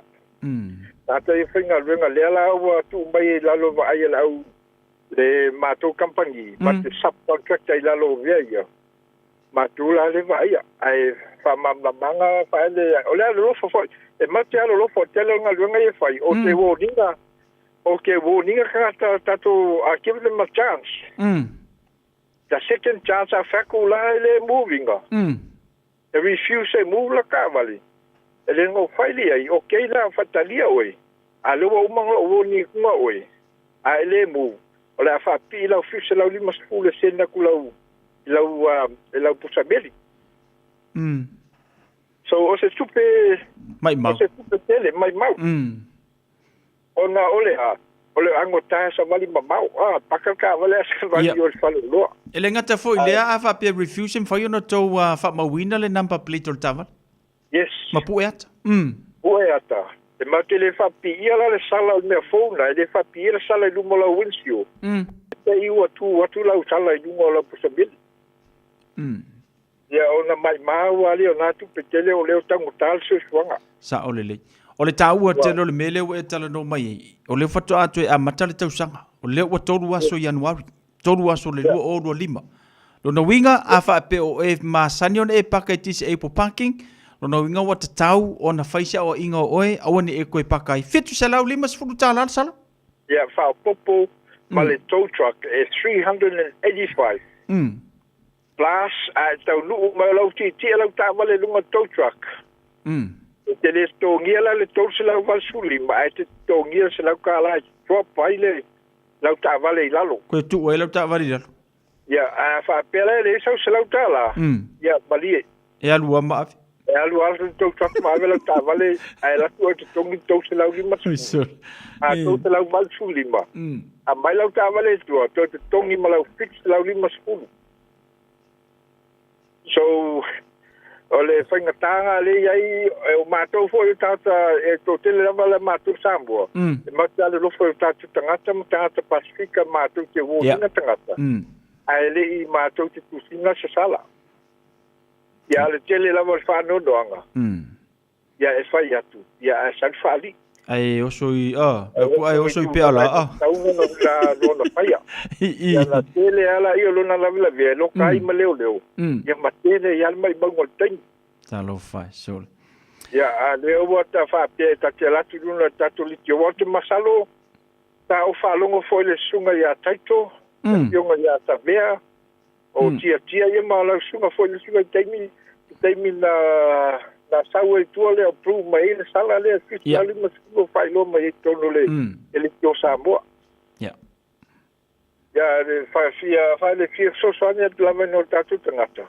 ele fa pe fa le mali dio o le matonga le le fa ya o le fa le matonga le fu tongi mato ai fa foi mal fa ma o ni matonga le al mato lo fa le mato te volinga tu mo moto ai le clicking on la sala fiscal le maspu ya mo se fa mal blanga mo se mal o se tatu o tu mo lo wa mo lo fa lo ke malo faftai te le usomo le so soan mai tato por kala me me sele tu fa manatu le tato te le tulanga pe o nei ia te se epo parking ia e fa te tau mo ila to ia fo ile mo meu kat mano onga fa pito po ila to e mo le ngase ia e isi shopping center foi ka kwe ko kiki ka se full parking ia o ngā kāpaka ka ke vai e kumu ka le au malolo si le paka ngā kule o ngai au tise ipo wole se me paka ia sa o lava sa longa ia telefone na yalo foi ma falau ia o te masalo foi telefone yalo ma falau mama tua foi wa ale wa matu tua foi wa ma sino la to soi fu e mana o mia paka ia e lo ye o la to to ngia ka paka ia so now me lava ka paka ia 24/7 available ai mola to ai le mole open le public ai fa fe le tina fo ile wali le tato ko menile sau fo le inai matua wa matutua fo ile ai masalo nei vaenga ia wa inai matutua fo matutua le o yeni kat ia e te taulano tar sanga le kat na wa ina ia mfai ona paka ti se ipo parking yes e te mawhai ona e alu lau fō mai. A mai le whiola mai le fō mai lau le application form. Ona e tangola ia e lafo I tai Victoria Street I le city. E mai e lunga I ngā vaenga le e tuisa le vaenga ngā. Ona maua mai la I o lau kata. Ai tu salava la pe fa pe ova tu malfitus fulu so I fortina ai ale ai sau katle. Ai paka I le ma fa ona e paka. Ja. Alo vaval malo falo al tele fa pe fa lu fa fa. Fa le fa le lo fole matonga luenga. Ja. Ala nga fa ma fa ma oli pe ova pe te pele mas fulo to sanga ai mo singa se fa toa. Ala ye ka. Ai lo kal pele e sau kal. Sala la bala tava. Ja. I le se fa ma bla matunga fa mo le la mo le malo tato tu fa longo mai fo ya pe pasalo. E a fo e solo bola vale kupulanga. Tupulanga le fa ya tu fa le ya se foi un pa dia mas. Ele fa pela o mato mai fa senga luenga o no se mato fia u lava vale. Ja. Ele ngana tu sao. Ole fa nga luenga ole mato fa mauli foi nga luenga lo tonge foi mato tangata foi companhia lo nga ia. Le healthcare Faftai te le uso mo fa manatu a meselo te mi matango fia wa mau whaafu se i le tāma noa tate tantala noa le tātua tunu e ala lea i le whamanato vaenga nei. Tāua tele langa whaisi tele o tupe alua i pe awha tamala tātou i le me pakai. Ia, manuia tele nei a fiafia tele uso, ia manuia foila matanga nei tau sanga. Ia, tau mole avanua. Ia, alof. Manuia le tua lau sunga, ia me se foli whaituama no whaalo. Manuia foi se au mga luenga lo tō nesiasi. Ia, manawa, ia sao pare lo whatali mai mama. Ia, alofa atu se whaftai mo suaswani. Ia, whaasoi foia. E alena, le lau whaafanga ma le tātou wa tunu le nei a whiwhili tā ua tele o whaamanatu le na mai le tātou usolea. Ia, wa le suaswani mo le tātou tunu. Lono winga. Amatanga o ni teusanga, awha pe o e masani ona e pakaltise e po parking e au noa masau kat. O le kat le nga e tau atua i o e te ngase. Whato a e entaito ke paka i le paka le. O paka fo ia tise e po parking. E pitoa i luma i so se shopping center. So se fale o loa, so se supermarketi lava. E pitoa la i luma paka ia tise e po parking. Whata tau mo i la tau lo i eimana o nga wha pitoa. E tu salava la pe e peketis e po a e le e saukat. E le mawhai lava ona e paka i le paka le. Se i vanga na ua i lau tis e po kat. E display lunga o lau ta vale. Fatu a mawhai leo na e paka i. Lona winga o tātou i e whiawe i ana i ta mama tina mātutua. Tu salava pe matua, ngase. Ai ale ai se kat. E le mawhai ona e whaonga ina le tis e po parking. Ia o le me fai ngofia lana mo e afa pe mana o mia le tis e po kāne le nea. E ma fai na e tala noi lau family doctor. Ia po lau fumai, fai le application, ia ona sen lo le i city. Victoria le na fai me le tātou pa angalea. Ia na fatana tali le i lau ko vai totongi. E totongi la le kāne lana. E le fai a fua. O mafuanga na e alai ona OSA e avanoa kāti e so parking ia so se shopping center lava. Ma so se supermarket ma so se mete alu langa le tutongi le au tisa ipo. E le fa pe mai fuar kat. E tutongi. Ai a fa pe ala e te fa ngaina le pakale ke pakai ai ke le ngase. Wa ye ala ufangar wenga skam asi usolea. E isu atu lau ticket. Pe a fa pe te fa longuta. Fitu se lau limas fuluta la lau ticket. Ia o kokonginga o riskanga ka le vai asu. Longa winga a wha pe ke paka i ngai ngō masau ka. Ai maua oe, waku lau tike fiku se lau lima sifuru. Ia mai maulo ti ngai nil na vai asu. Ia wha atasi ai ma le tau tuak, kodu se lau lima sifuru. Arola se kupesole. Longa winga, a wha pe alu waku le tow truck, woi lunga lau ka awa, ke alaku woi lunga lau ka awa le tow truck. Lona winga ke ko ngir se lau ta la wha ko ama whaionga koe wilisi mai lalo lau ka awa. Ai a wha pe a ele ai. Ia longa winga wa pe inga fo ile full price. Lona winga lau nai whautuanga na mo tātou li nevanga la fiafi. A wha pe a te wha fonga mai o lau sunga e te fia wha o ngā pakai e ke pakai. E au ngoa masau kat. Tis e po kat longa winga. Tai au, e le te tawana e toi pakaina. Mai so se vaenga lava. O le awhewa ia ia le au whenga nuenga. Ia e, kusi lau tike ma, lafu aku lau pusa meri, wafu to wafonga mai. E le ku oi lunga le windscreen lau tāmale. E ke ia e le ku wako le sala. E lau pusa meri. No winga, o ke koi pakase. O se mita ngasili lo uagaga, wa o asi atu yo. Oh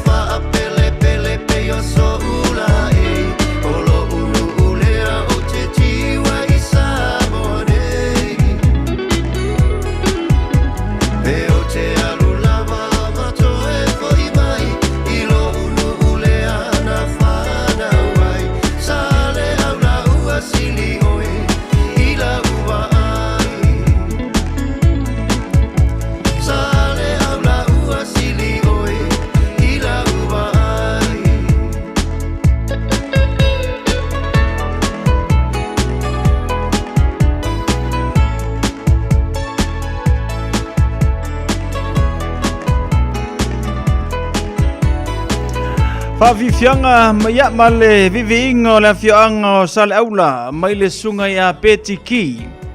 Ya, ile toe foi mai le musika ya malitele o ana fatunga mata ngo fie pe ona yeita tau.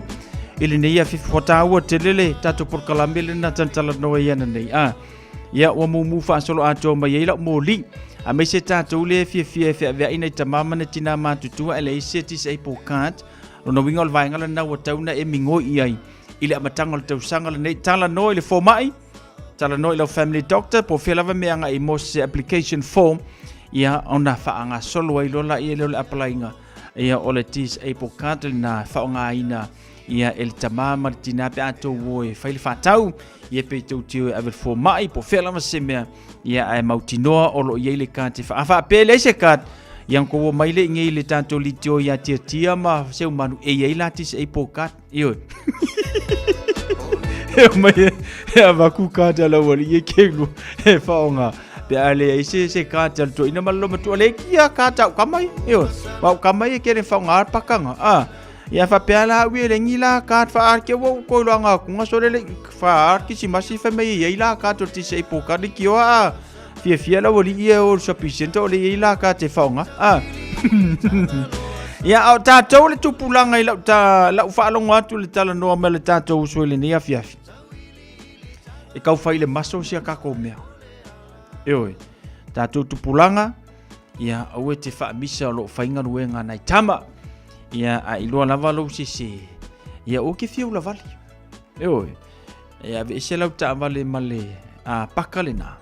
E le tatau na e pakai ia a whapela tu e whai atu whaalua lau whengaluenga a e fia kamaleanga o luna winga o le ale whailo atu ia te oe lau sala e ke ia le kuo le sala il fale e ki le lope whaafenga o aku ia wai poe uma kama ia le akau lau number plate o lau ta vale o le taimi na e pakai o le umi na e pakai ia mela na whai te tātou tupulanga ia o koe whaonga ina tātou le paka le nai. Whaonga e le tangata e te tau le paka. Au ka kou su e le me paka i le kangaka. Ngai maa rosi sa vali. Si ke whai ako sa vali ngei lungo le awala. E pole ale ma mau ko koe oa. Ia se vai le whalo loa mar supermarket ki le ako se lima bingu ke pe alu yeiso le a ke aunga kaha ke alu ke paka su e sau paka. No winga au te whaonga ina tisa e popaki mo tātou lo malo lo se a whape ke paka i ngalo no winga ai lei sau tisa e pokad lo winga oe e yeise me whale tono lo mawhauwhau. Cecilia tunga mala manuia le tausanga fau malo fo le eva malo le ta whawhau le ne tausanga fau sina leo tano whai sina ia manuia le tausanga fau tina tau whaasau whaatalo whatu tina manuia le tausanga fau le ngata foi lea a vau e noka manuia le tausanga fau a vau whaatalo whatu foi a Senorita Semu whenunuti le mafuta mai Brisbane au se talia manuia le tausanga fau a Senorita ia le ngata foi lea pap ngasio se uso alo whatu ia whale unu Francis Sua ma le toa telo na ia tanto paanga le maua mai le tanto por kala me male tanto wewe vanga le nei foi vanga la fiafi. Malo soy fua, ol si fufonga Samoa, Radio Samoa, tasilima iwa tolu amo, se kia Radio Samoa. O tau su e saunga ruanga fau, sau loa le Bowmaster, o le tau sa ilintanga te tala vauto e malalosi. E ia iso to mai le faa ila ino ua mea, ale ai ele a faina. E mawhai lava o na o ina oe au e whainga ruenga. Le le te tongi mai tu la whainga ruenga. Wala au loa ne le Bowmaster, i le olua tasi, ono lua tolu, tolu tasi ono. Olua tasi, ono lua tolu, tolu tasi ono. A whaialo sa ili sea o ngā a matamolo walu. Aua loe te toi popole, o le Galaxy Childcare, e tele o na la lai au kilani i saute. E toa tele whaia o ngā ngawaa, o le a o ina le whānau, e ia inga whapitoa pe a le sitala lo walo. Tolus fulu i tū la, free. A vanoa le vēna le a onga mo whemalanga inga le whānau, free. Maua mea aia le whānau, free. E ia inga whapitoa, mo nisi whamatalanga, whafso tai le o lua tasi, o valu tolu, lua fitu, lua iwa fitu. Talofa Samoa, o Atishna Ryan, o le Licensed Immigration Advisor mo le Auckland South Immigration Consultants. E visosoani mo so se tu ai ngā visa e malanga mai e New Zealand po Australia. Telefoni mai nei loa i le o valu o tasi o no valu whawhitulua. po le olua tasi o novalu fitulua tolu o. Jalo whanawao tia roa, ua te talaina neile ua unanga e veni, mo whaatangwa i au ki lani New Sila. Numero tasi John Coulter Drive, i le Auckland Airport Shopping Centre. Tau whatawhatonu lava le warehouse ma le countdown. Lau whale o fula wiloa le e veni, Auckland Airport Shopping Centre. Hey, hey! Radio Samoa. Taslima Ivatolu. Amo.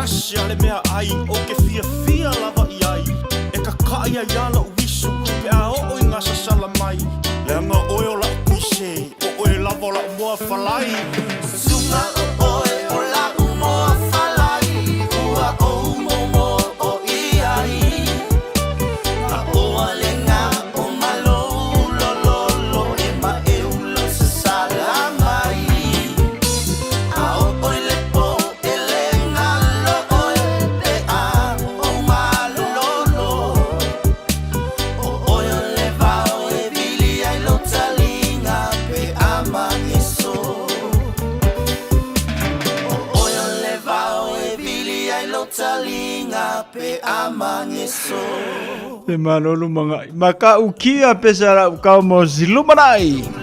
Ewe. O oyo o le vao e vili vili ai lo utalinga pe amangeso. Kere no pole ase langonga la kapa anga pe ka fa ya ku solo. O yo la ka mo fala. Maka ukia upo pesa kama sele wa yele neva Jamie.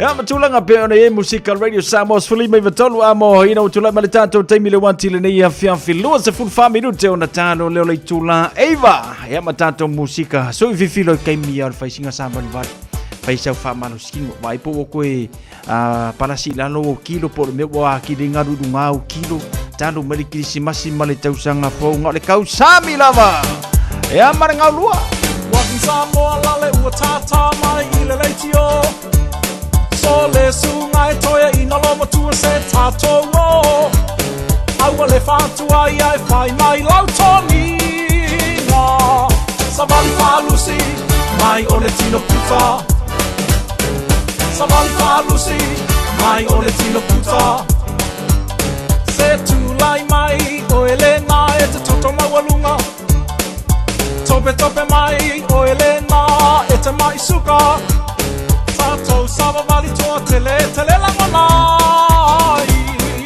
O sol le lava o Sophia ai O sol le lava o Sophia ai Ma pea lava nai papalangi Ma lato pale koleni Tu mama ina e tamaiti o le kokonati Ta vale nei masola e la ala matau ta ai o le popo mamo mai le fua mata se tu lai mai o elena e te toto mawalunga tope tope mai o elena e te mai suka tato sava vali toa tele langa mai o sol le lava o Sophia ai sol le lava o Sophia ai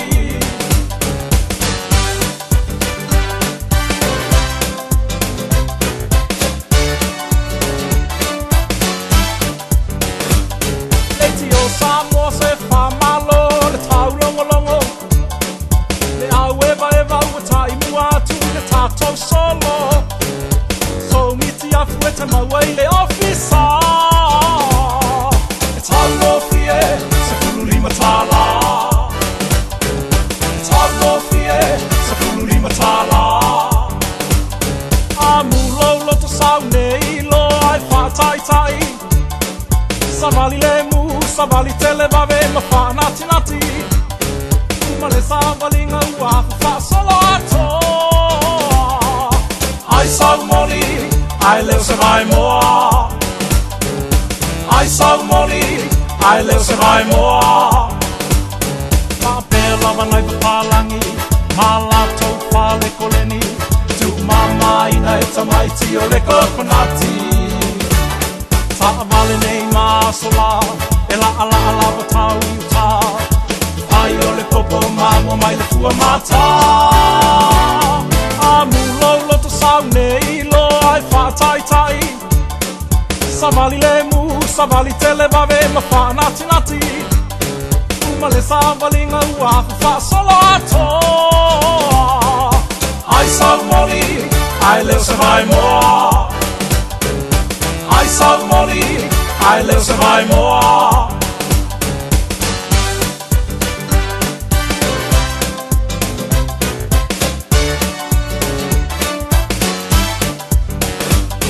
Tato sava vali manuele yo mai oni mai If you can do doctor said no tonga fiti Come and join to walking Samoa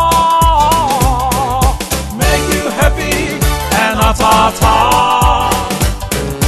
Make you happy and ta-ta Tato sava vali manuele yo mai oni mai If you can do doctor said no tonga fiti Come and join to walking Samoa Make you happy and ta-ta Make you happy and ta-ta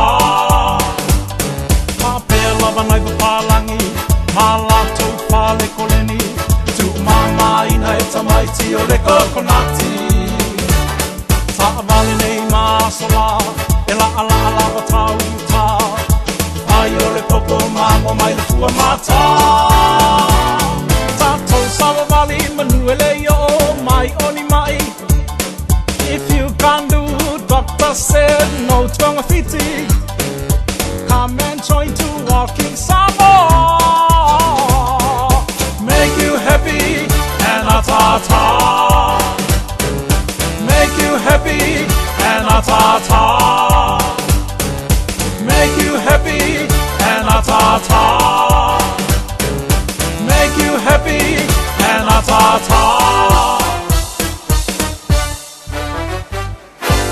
Whawhiwhianga ma le sunga ia vai angi sua manisi nau whatunga mō tātou o le mena e maua o e pia whapete tō anga i te savali e make you happy ia mai ata ia aisea nanga fo inga ke fifi ke kulingi ia wana pala sime o tātou vai temingi o le lau aloa ia o le kiwisi masi o le tausanga fau e ho o mai le temili nei ia wa maua la tātou le vai anga le na ua tele le tausami ia ai le se whamano stino sa tala tu mai o do le sa enga lue e ke ai malos e ke whengaruenga malos e ke kolengi malos e ke moe malos e ke kaanguru malos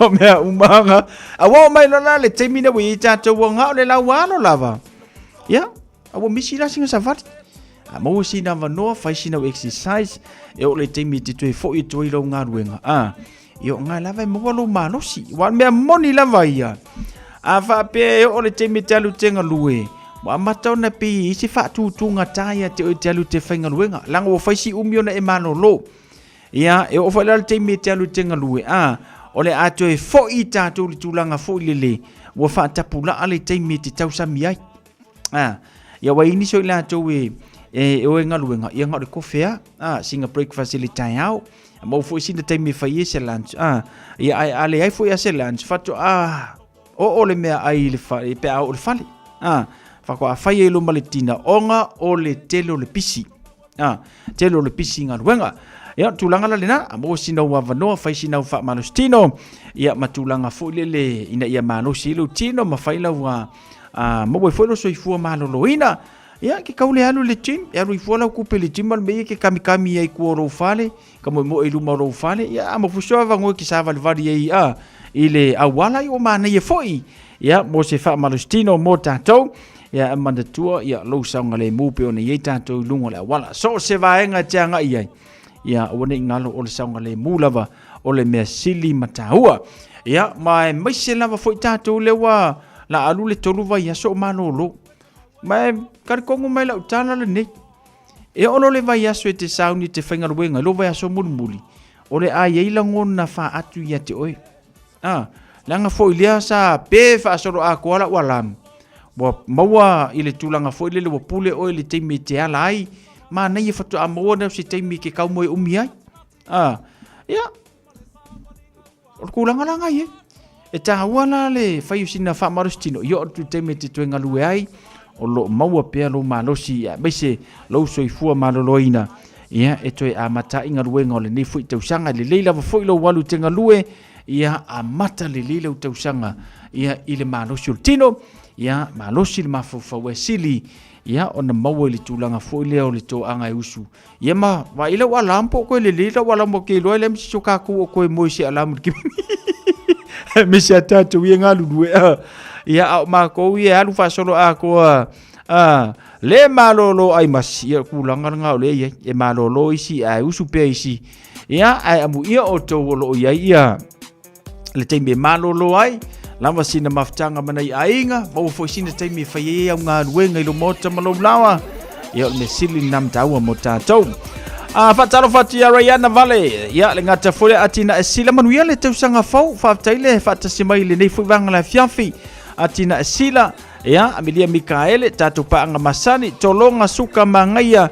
ia faatalofa atu mo outou lenei afiafi vitale falaniko alaivaa malolo soifua manuia ia le gata foi le faatalofa atu ia margarita o'brien le mafuta mai ia amelia mita toeava amelia toeava faafetai le faatasi mai lumanaʻi ausage pepe alofa tele mo outou lenei foʻi vaga ole afiafi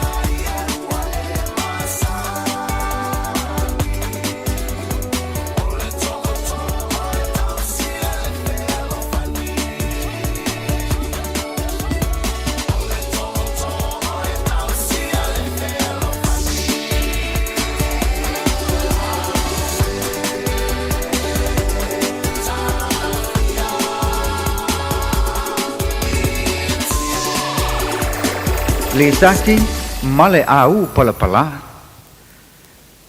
Ua vevesi le malo, a o yuta ia matua o le neita mai titi o le sati le va matua. Ona whaatonu le tupo le malo, ia fita, ina ia au mai uma, fasioti uma, ia toma, ai au mai na o tina i taile ai.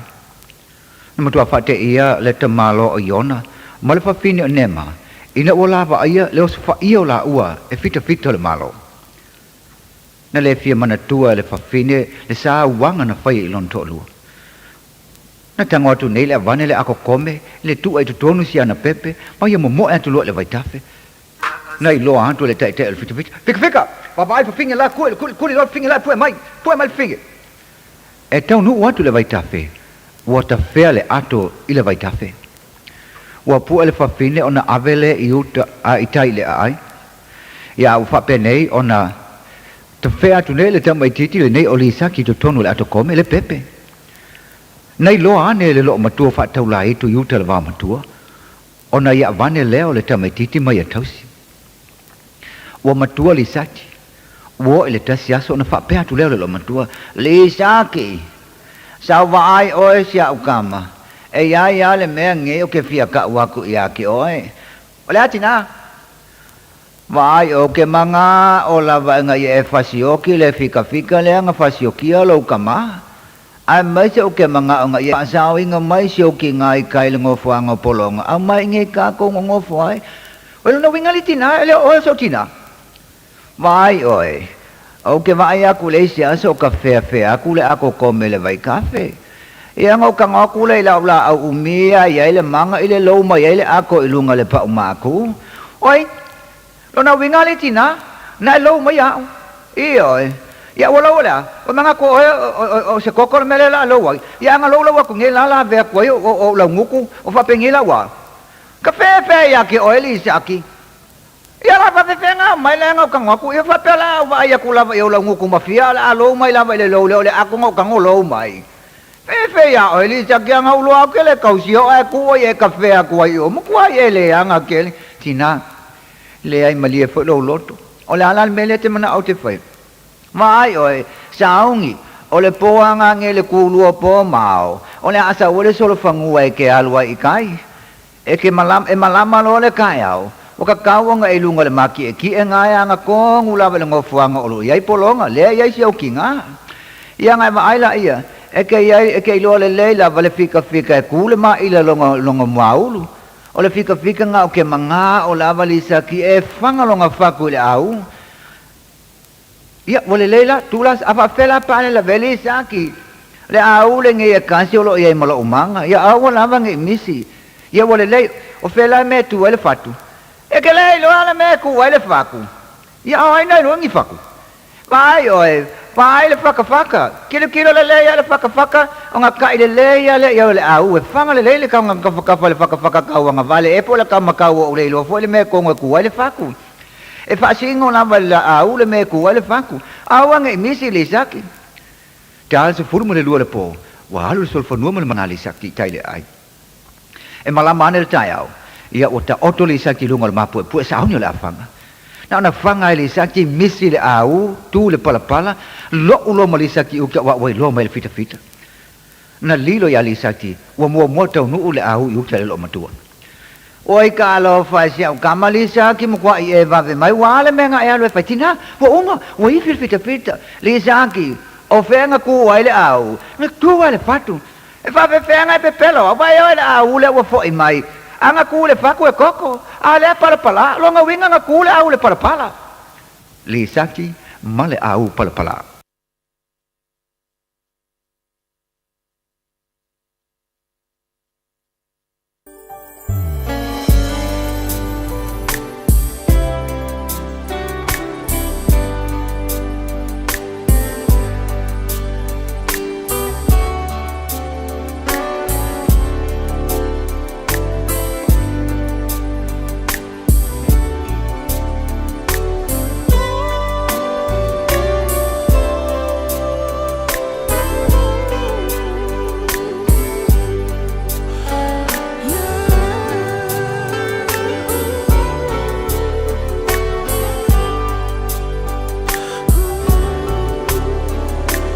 Wamavae atua so lele moa mafuta raua etu ila ufatu masani ngameana wiloa ina Sasiliona o eva ile masina Seulo upalama uwalayona toela ngona Ilo una uatu ile la lele yo fofonga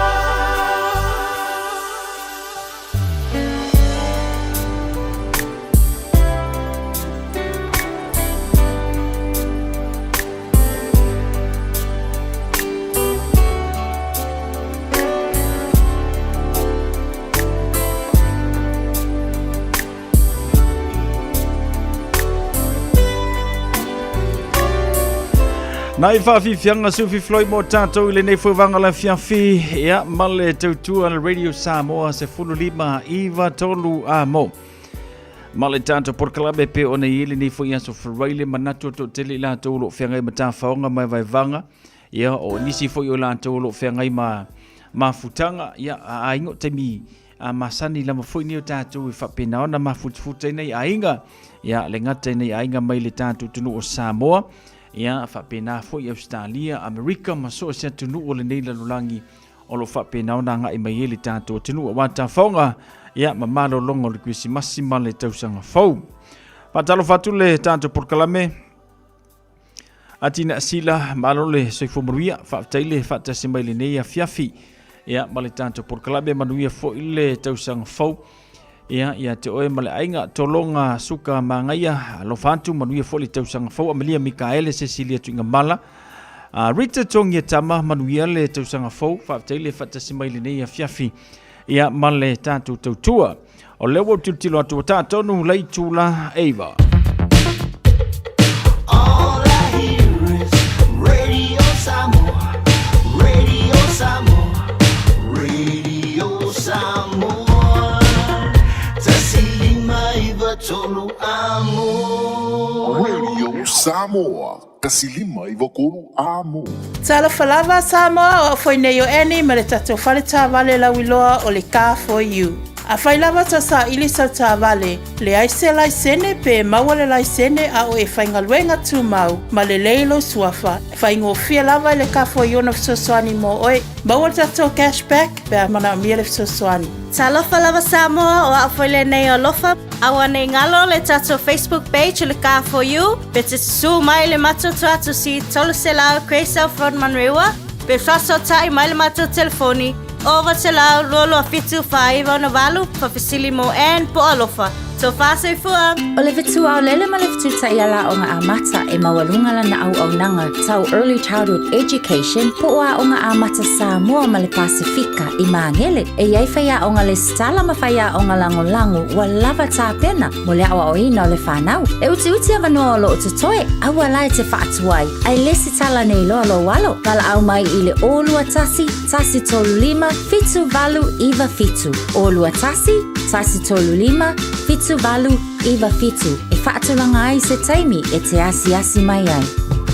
Beta Drive Doctors I le taulanga whaatau I Mangele whaapea manrua mo le vainga o sosingasngase pe amana o mia e whaatino e fo I matuipui o le whanau witi o tuipui le COVID sfuluiva mo I lātou e sfuluan tausanga malunga atu whaapea matuipui o le flu Pala au telefoni, 255 iwa valu. Mo so wanoa e whaatino ai nei au nanga. O fisa whama I Mangele e taftafane o le McDonald. A Manrewa e taftafane o le Whaletusi po le Public Library.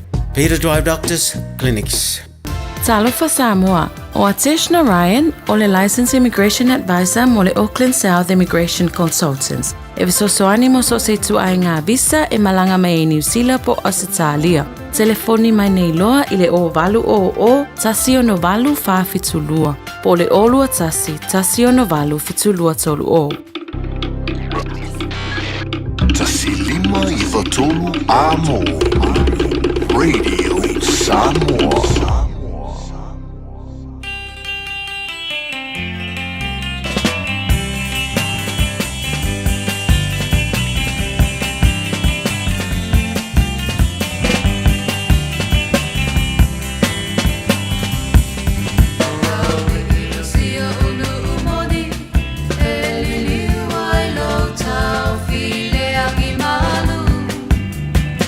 The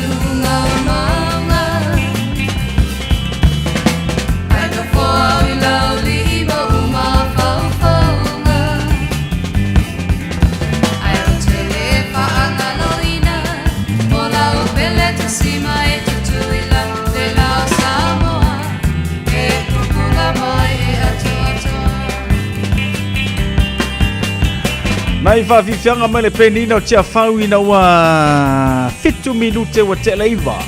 Amelia Mikaele Fautai Cecilia Twingamala ya le ngata fo le fa talo fa tuma fa felo ya tu nisio tatu pa nga pio na mau mai le tatu por klame male tutua. Ile ne ya fiafi she read happy new year to you too. Thanks very much for tuning in to the Radio Samoa 1593 AM.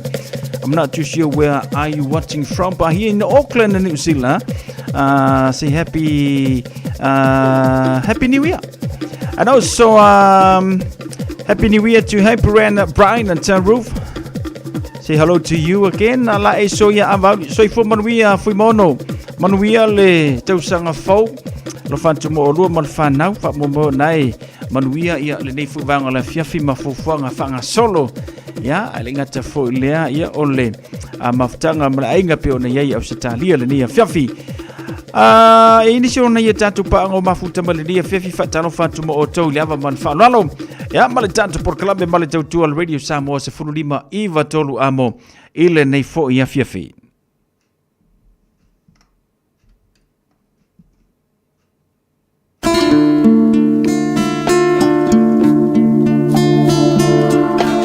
Ua tua nai le vai masina o palolo mua.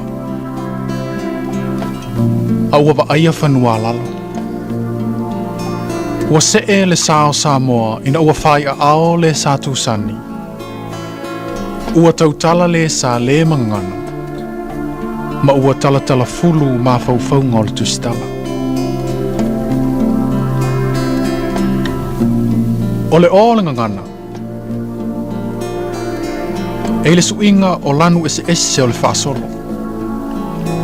Ma e le suinga o manongi ese o le lolo. E uai le mana mea.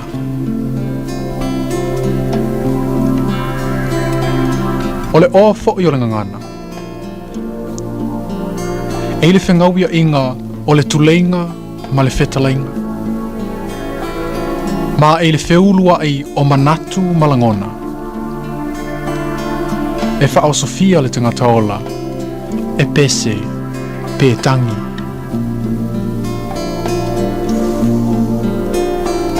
O le ulupani, o le ngō le whanua e tū le mati e tie. O le nofoanga e lolo iai ma faufaunga. Ma toe po ina mai ai I lanu ese e wha upuina manatu. O lanu o le fia, o le ita, po o le whaanoanoa. Ma ua whaingoina ai le nei pol kalame wha solo o tala fatu wha Samoa.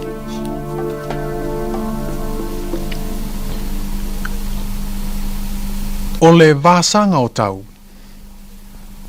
o whilongia ai uanga o palolo I wila mawhaititili. Ua se mea lilo nā ale tangata lava ia.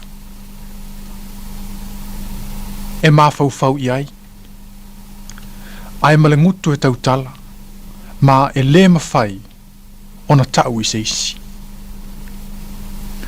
Tu sa lava pe oti, e oti ai pea.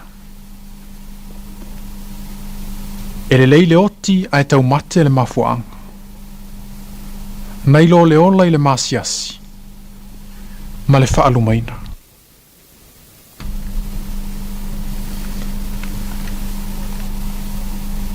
Ua whaatutu vai o le whine a whanau. Au whaatalitali ma le mata alia Maria le whaatosanga. Ua vai sereana. Ua umatangi. Uma foi on sai. Au ua saule tata ngase. Ua emo le wila ai ta alili pasa sae le whaititili. Ua lulu ina le ele. Ma ua atili sa sape ai si faleo o fola moso oi o afa ma sereane I lunga o le sami. Ua malingi ti munga, ma vai ua tatafe. A o sunema, le tina o sereana. O lo nofo I ulu o lana tama matangi. O le isi tu o sereana. O lo nofo ele tina o afa. Le olo matua o sārai. ua luluti ti ngā alfafine. Ma ua tau pe upe i le ua o sunema. Ua tau mawhai ma wha amalosi. E le ai. Ua whai ngata. Ua valea lo na tino. I tua whale, i le umukuka. Ola o vau fia ai le vaisalo afa. Ma ata ma fau. Toi titi a whanau sereana ane i tuai la o vaisalo. Ta fia whaalongo atu i le tangi a siana pepe. Pese teine, pese tama. O te fia whai atali. Ia o te fia whai a fine foi. Pua i loe la ua o sione o sereana le o whatinga.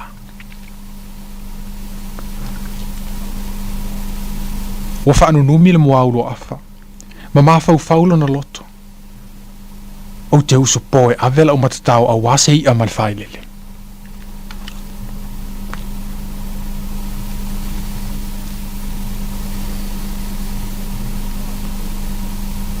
O afa, o lana masani le o le whangota. E whangota i le au, ai lama i le po. Wana i loa uma vai a nia i tua au ma maalua i lunga o le au. E whainga tā tele leo langa le nuu. A wae tua whale i papa, a e luma whale i le moana. A tau le salipopo, o lona winga o le whaiva. O sereana foi, ele o se foi mamau, o le teine o le ele.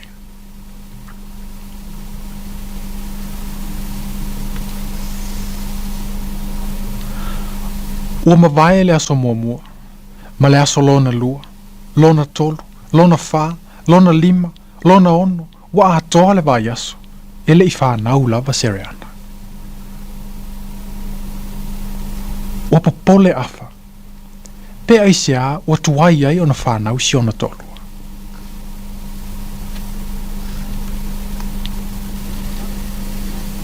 O lona valu o po talu ona whaati ngā sereana.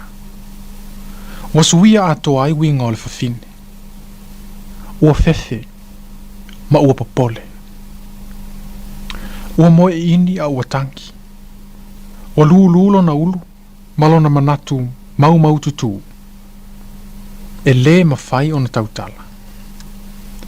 E o lava ilona tina. Na te le ta uina iai. Ua atili ai o na tangi le whawhine. Pe a ma fau i le alofa wha maoni o lona to olua o afa i a teia. Ele ai fuaina sana mea ai. A le o se ia, o se whai sua, po o se paa, po o se ula mai le au. O afa fo i e whaia uma fe au le ainga. A ma fau i lona valea. Ona ita lava lea o ia i a teia. Wana fetu uina fo i aso leanga o lona le wha maoni. O maa fau i le tamaititi i lona manawa. Ona maa pusela lea ma atingu. Pei wawa ai atu i le ali whaatau oloa o misipati. Ma whaalongo i le maa whanawhana nāmu pia o lana manawa i ona fōlinga. Ai o alu se la ma afa i le po. Wa ino i mana tunitunga, i pisupo ma keke, o lole, ma tupe, mai a misipati le whatau oloa. Ai, o se ale au ngā e toe fo i mai eile ma fau nā vanga. Ai o le haselelei. O le haselelei e toe pupula ai le alofa ua tāwaso. O le sua malie ua ona.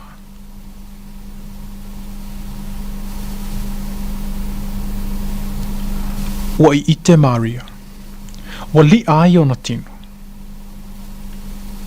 Ona ia wha poto lea o mātua o afa. Ma mātua o sereana. Ua whai le talatalanga. Whai mai isi o sereana e sa ua. ona o le alu to o tasi a o mamafa. Wa ami le fofo, wa mili, ma wha inu i le vaisa ua, ma wha tautala. E le ai. Ua le whanau lava.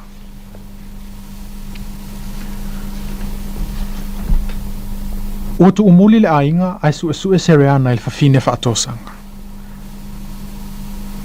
E winga i tala na pisa ai tangata, i le vā o ia ma le whaatau olo. Ai na whaafiti oti sereana, ma tautō i le atua, e ma mā o ia. Ua alu ese Maria, ai alu watu sunema, le tina o sereana. Ua fiu fo isi ola matua. E wha ole ole, ma tau anau. Ai tasi lava le tali e sereana. O ia e ma mai me uma. Ua alu ese sunema, ma lona loto talitonu. E sao sereana. Ma ele ai se mea e wha ele aile i ngola na tama. I le vāma le whaatau olo.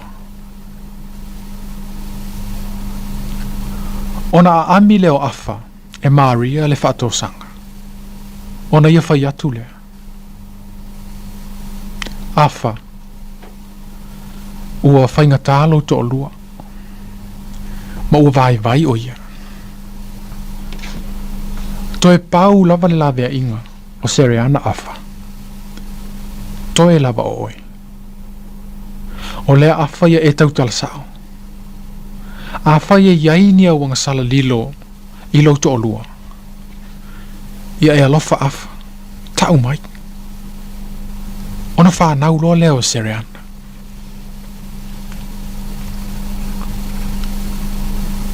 O tilo afa ma le mawhatia i si ono to o lua. Ona ia tangi lea.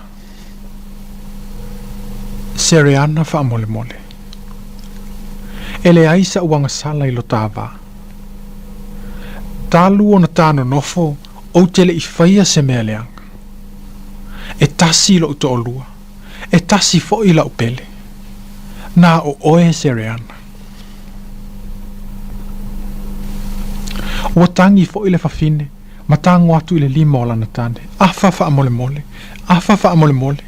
Wha mole mole afa.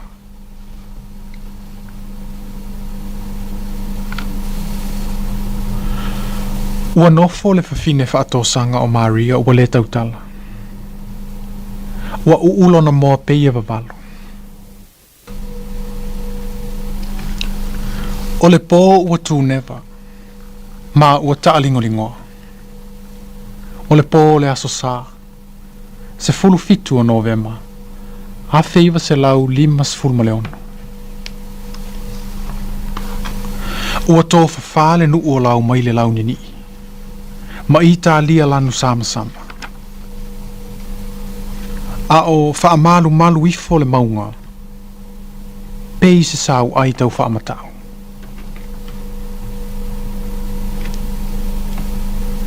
Ua ngoto fo i le masina. Ua ta fefe i le pongisa.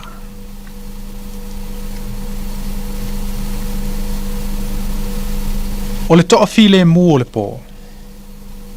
Na whangu moenga ele e wha toso lo loa sereana. Ua i o talinga. Ua pei wa o lele. Afa!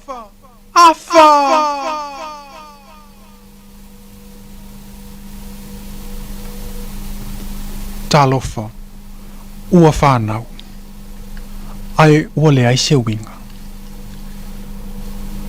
Ua oso atu sunema ua tangi ma whepo le ngutu o sereana. E talo whai si au tama po le ale me ufa pe ai. Sereana, na e whai mai fo i a malosi lau whai lele, ona e saule a tau teo ila matou ainga.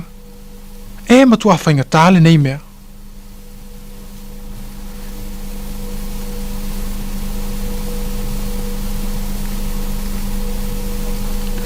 O le tupua nana, ua avea ma mea lilo a le tangata lava ia.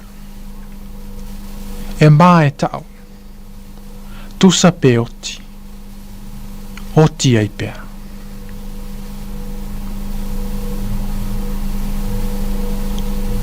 O lunga o le tolo o utu whaasami. Ua foa ai le tuunga mau o Sereana. I lalo o ngā tae fua mumu. E o whanga i ai manu whelele. E utu i ai le manu turu ia.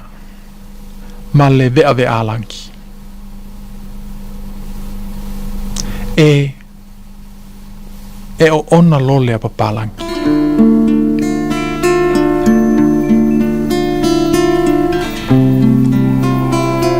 E o ona lole a papalangi, o le tala na tusia e anga fili la au tuitolo waa.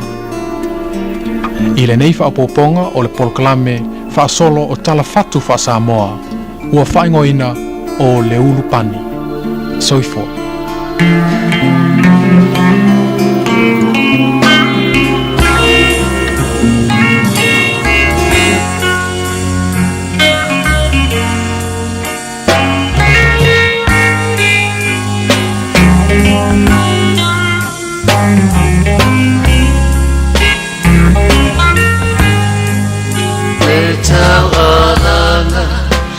Solomona e patata i le alofa e le mawhai e vai e tele na tine ia ese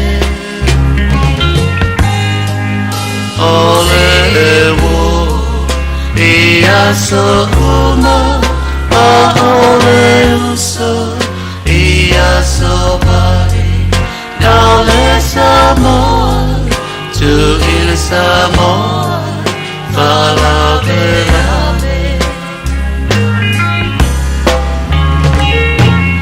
I ano, I oloanganga, I eita, uso tutuila, ua ela vita.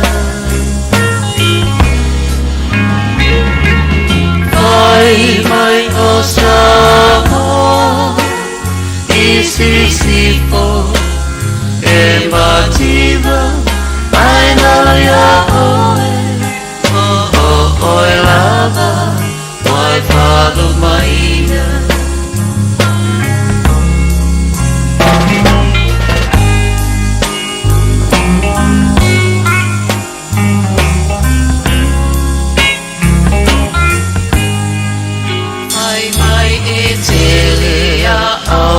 Tanata I know la umarada I'll sit for Ole puhai le wamasa I reidea o te talia Malo uloto Fia fia Se no te le amanaria Ai fa ano Ai olo aganga A eita uso tutuila Ua ela vita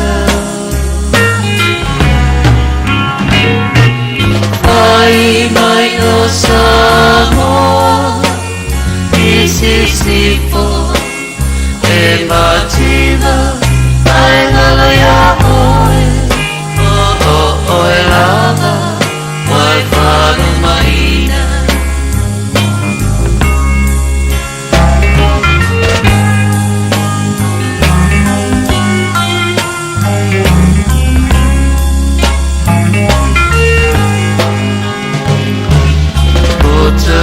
So Samoa, say to another, see a taino, ai mata, e a felele, e mai moa,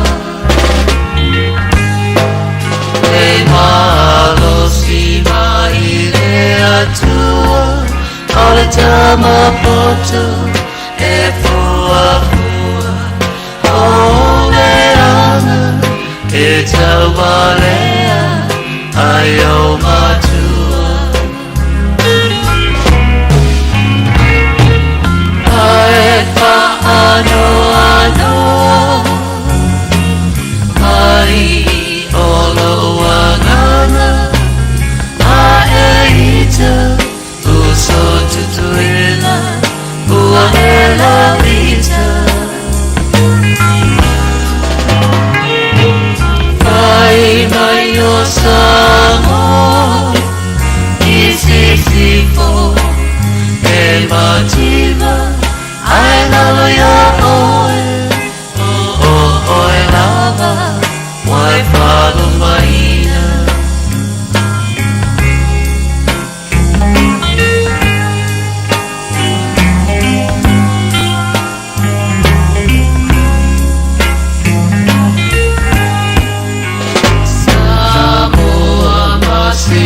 na olana ka osia ie e lava lava e pala pala foi mea e whai ia na tawafa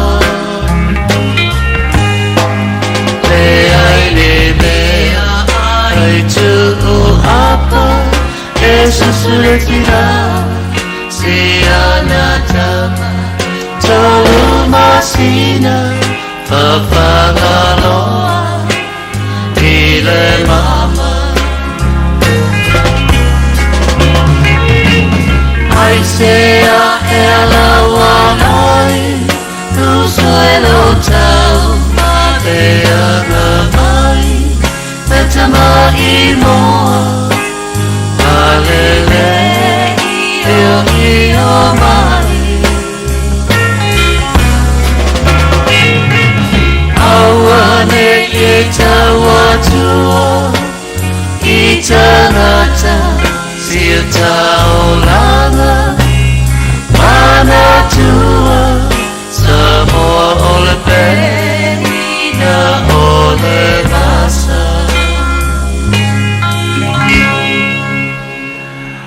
Yale na whaafifianga mō tātou le nei fuwanga la fiafi mai le penino tia whau.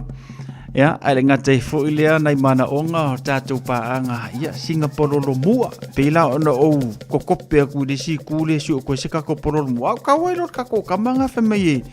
O onga lo le papalangi. So le a sao so le a. E le si ke mila miki miki kwa kako. Su mario le lo le a e lai o onga kako mangawanga i. Lo le papalangi le fa. O whea le lo le waka waka so. So le a. Ya, ona i whaafifianga nā pe ona i e tātou. Ele ne fo ia fia male tautua le Radio Samoa Sfulima Iwa tolu a mo. Whamoe nasa whamaria ina lo tomro fina ngalo inisio tātou porkalame a maise. Ya, na i vaenga le nā pe ona bulmana o mai ai. Amelia Mikaele manisio tātou paanga. Ya, male tautua le Radio Samoa Sfulima Iwa tolu a mo ina wata Lewis Fluiva minuto Natale o le tūlae se fulu tāwhara sfulu. Kan fa matafi foi no tato por kala member tato we vai vanga ne foi ia fia nei taimi kai mi fa solo ma fa le la ka ngoi ku le ia ku ngai ka ko pc ia a e po fele la langi ave io ma fa lungo la pika ngalu io ma ke ki fo lungo le pasi le musica le pasi mare ke pasi o tato le so ato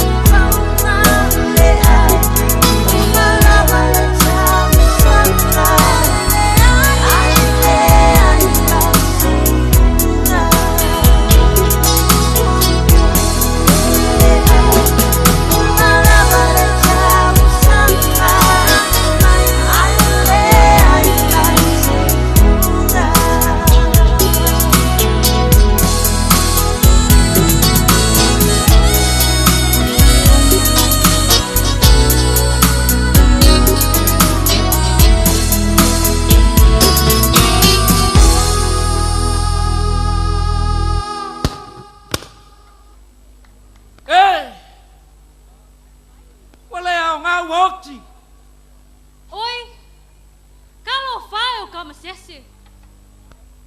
Samoa. Ia fifi le mu. Aua ni ai se mea ngā se. Ma ia toa pele tai.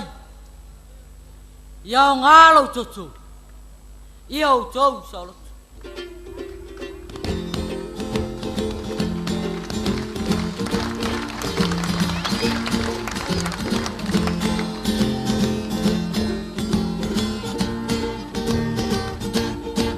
Tele tai na tu mau se la mona vai vai e mua pe on tato alanga no le papai ile tu Samoa le nei u tato wa di mai e se me e ma pele to pape ana ele ina ngalo ai Samoa tai pau le amana tu I foi fai tao leo langa ia sorualu polu masa mai o mea ia ele tau fama talaina ele tise leo wai lo atu wai manono ma apolima Samoa usi la fua vai longa le saola toma Lau titalo I tau I manu Mata pele au ni mala Wali masa kula tau sanga Samoa wapa mana tuina E mana tua ionai tua le toto na pamalingina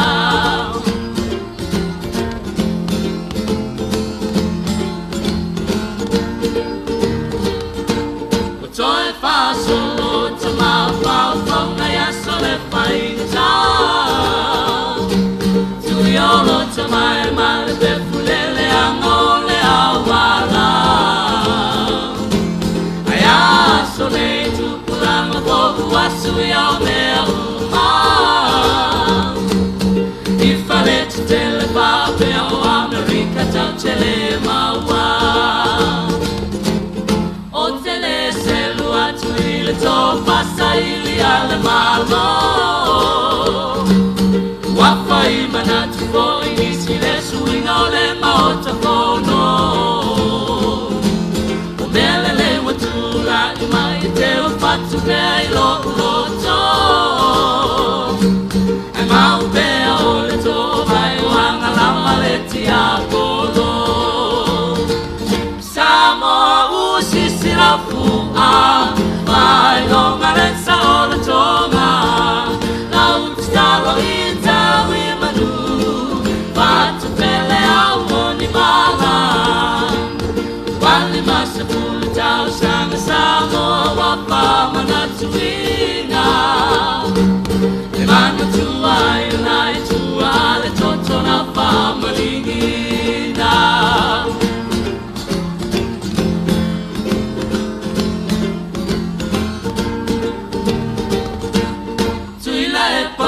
Moli atu le papatai pa malo O matasi la vale putia mangalu e ngau patino Le tau langa mosa mai male lady pose wa umalala O mama o la wamenga ile lango nango au nirisita O lango na fia na ole Paula ua tau watu Mele lei uma wamaya ai titi lau whamatala atu Ai manu I ole upesi lima loli masa kulu a whamanatu Lolo whamai Samoa le tui a te upea I lo whatu Samoa usisi lau fua Vai longa le saola tonga Au talo I tau I manu Vata pele au ni mala Wali masa kula tau sang Samoa wapa manatuina E mana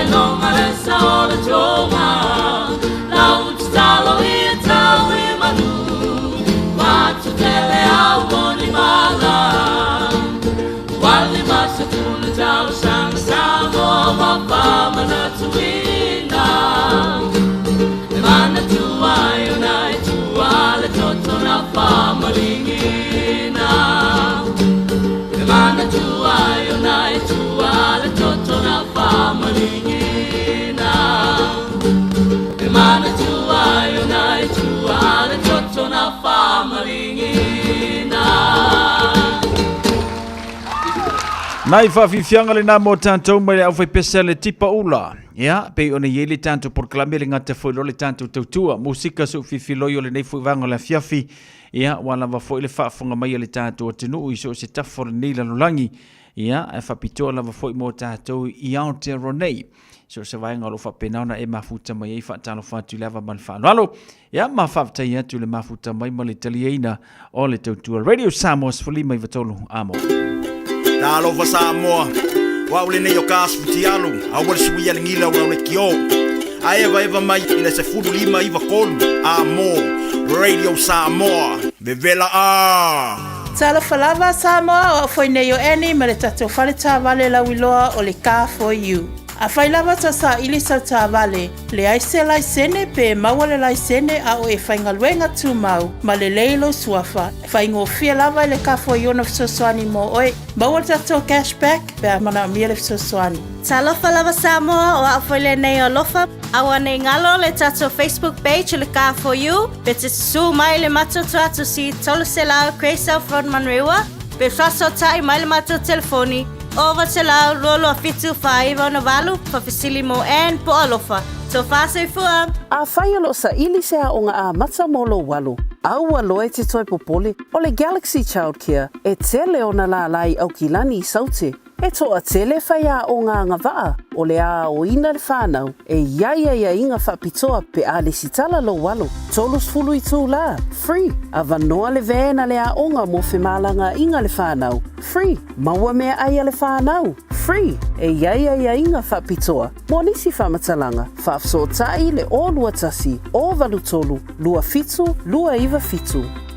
Talofa Samoa, o Ateshna Ryan, o le Licensed Immigration Advisor mo le Auckland South Immigration Consultants. E visosoani mo so se tu ai ngā visa e malanga mai e New Zealand po Australia. Telefoni mai nei loa i le o valu o tasi o no valu wha fitulua. Po le o lua tasi o no valu fitulua tolu o. Talofa, we're the Katinas, and you're listening to Radio Samoa on 1593 AM. Se fulu whamiru te ona tale o le itu la se fulu manatu o le taurunga na o le tātou porkalame ma le tātou tautua le nei vanga le fiafi. Tō longa suka mangaia manuia le nei po, manuia fo ia malolonga pe o nei e me limbe kaele ma le tātou paanga umalava. Ia, lo fatele mo o tau manuia malolonga le nei a fiafi. Ia, me se fe amunga luenga o le whaunga le nei vai aso. Whelai tātou le asunga fua i le lofa maranga lei o le tua. Sausi whanua se whasoi fuia.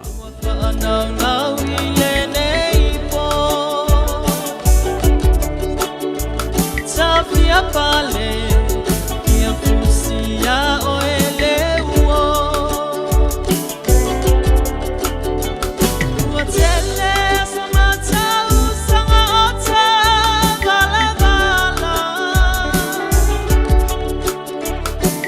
Au folinga etu maupea, iyo umaimata. Watele samata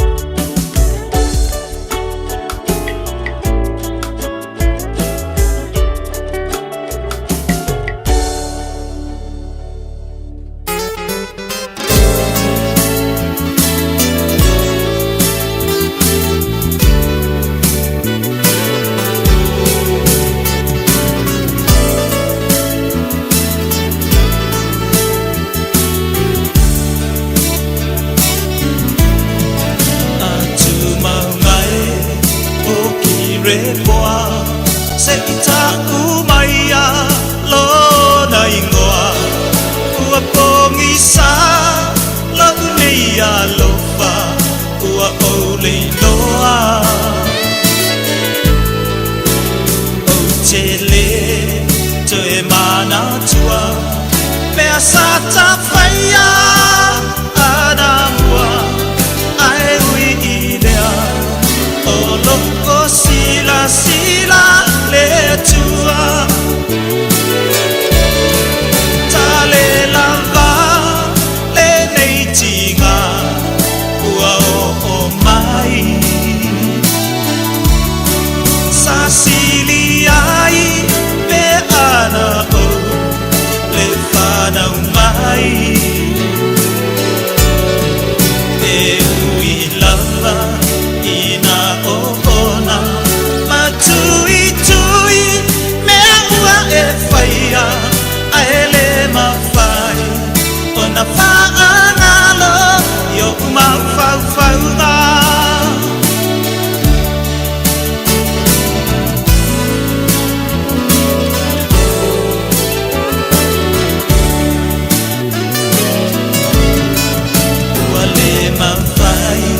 Elo utino ona tatali lo neia lofa ai se panga uatafia o mo onga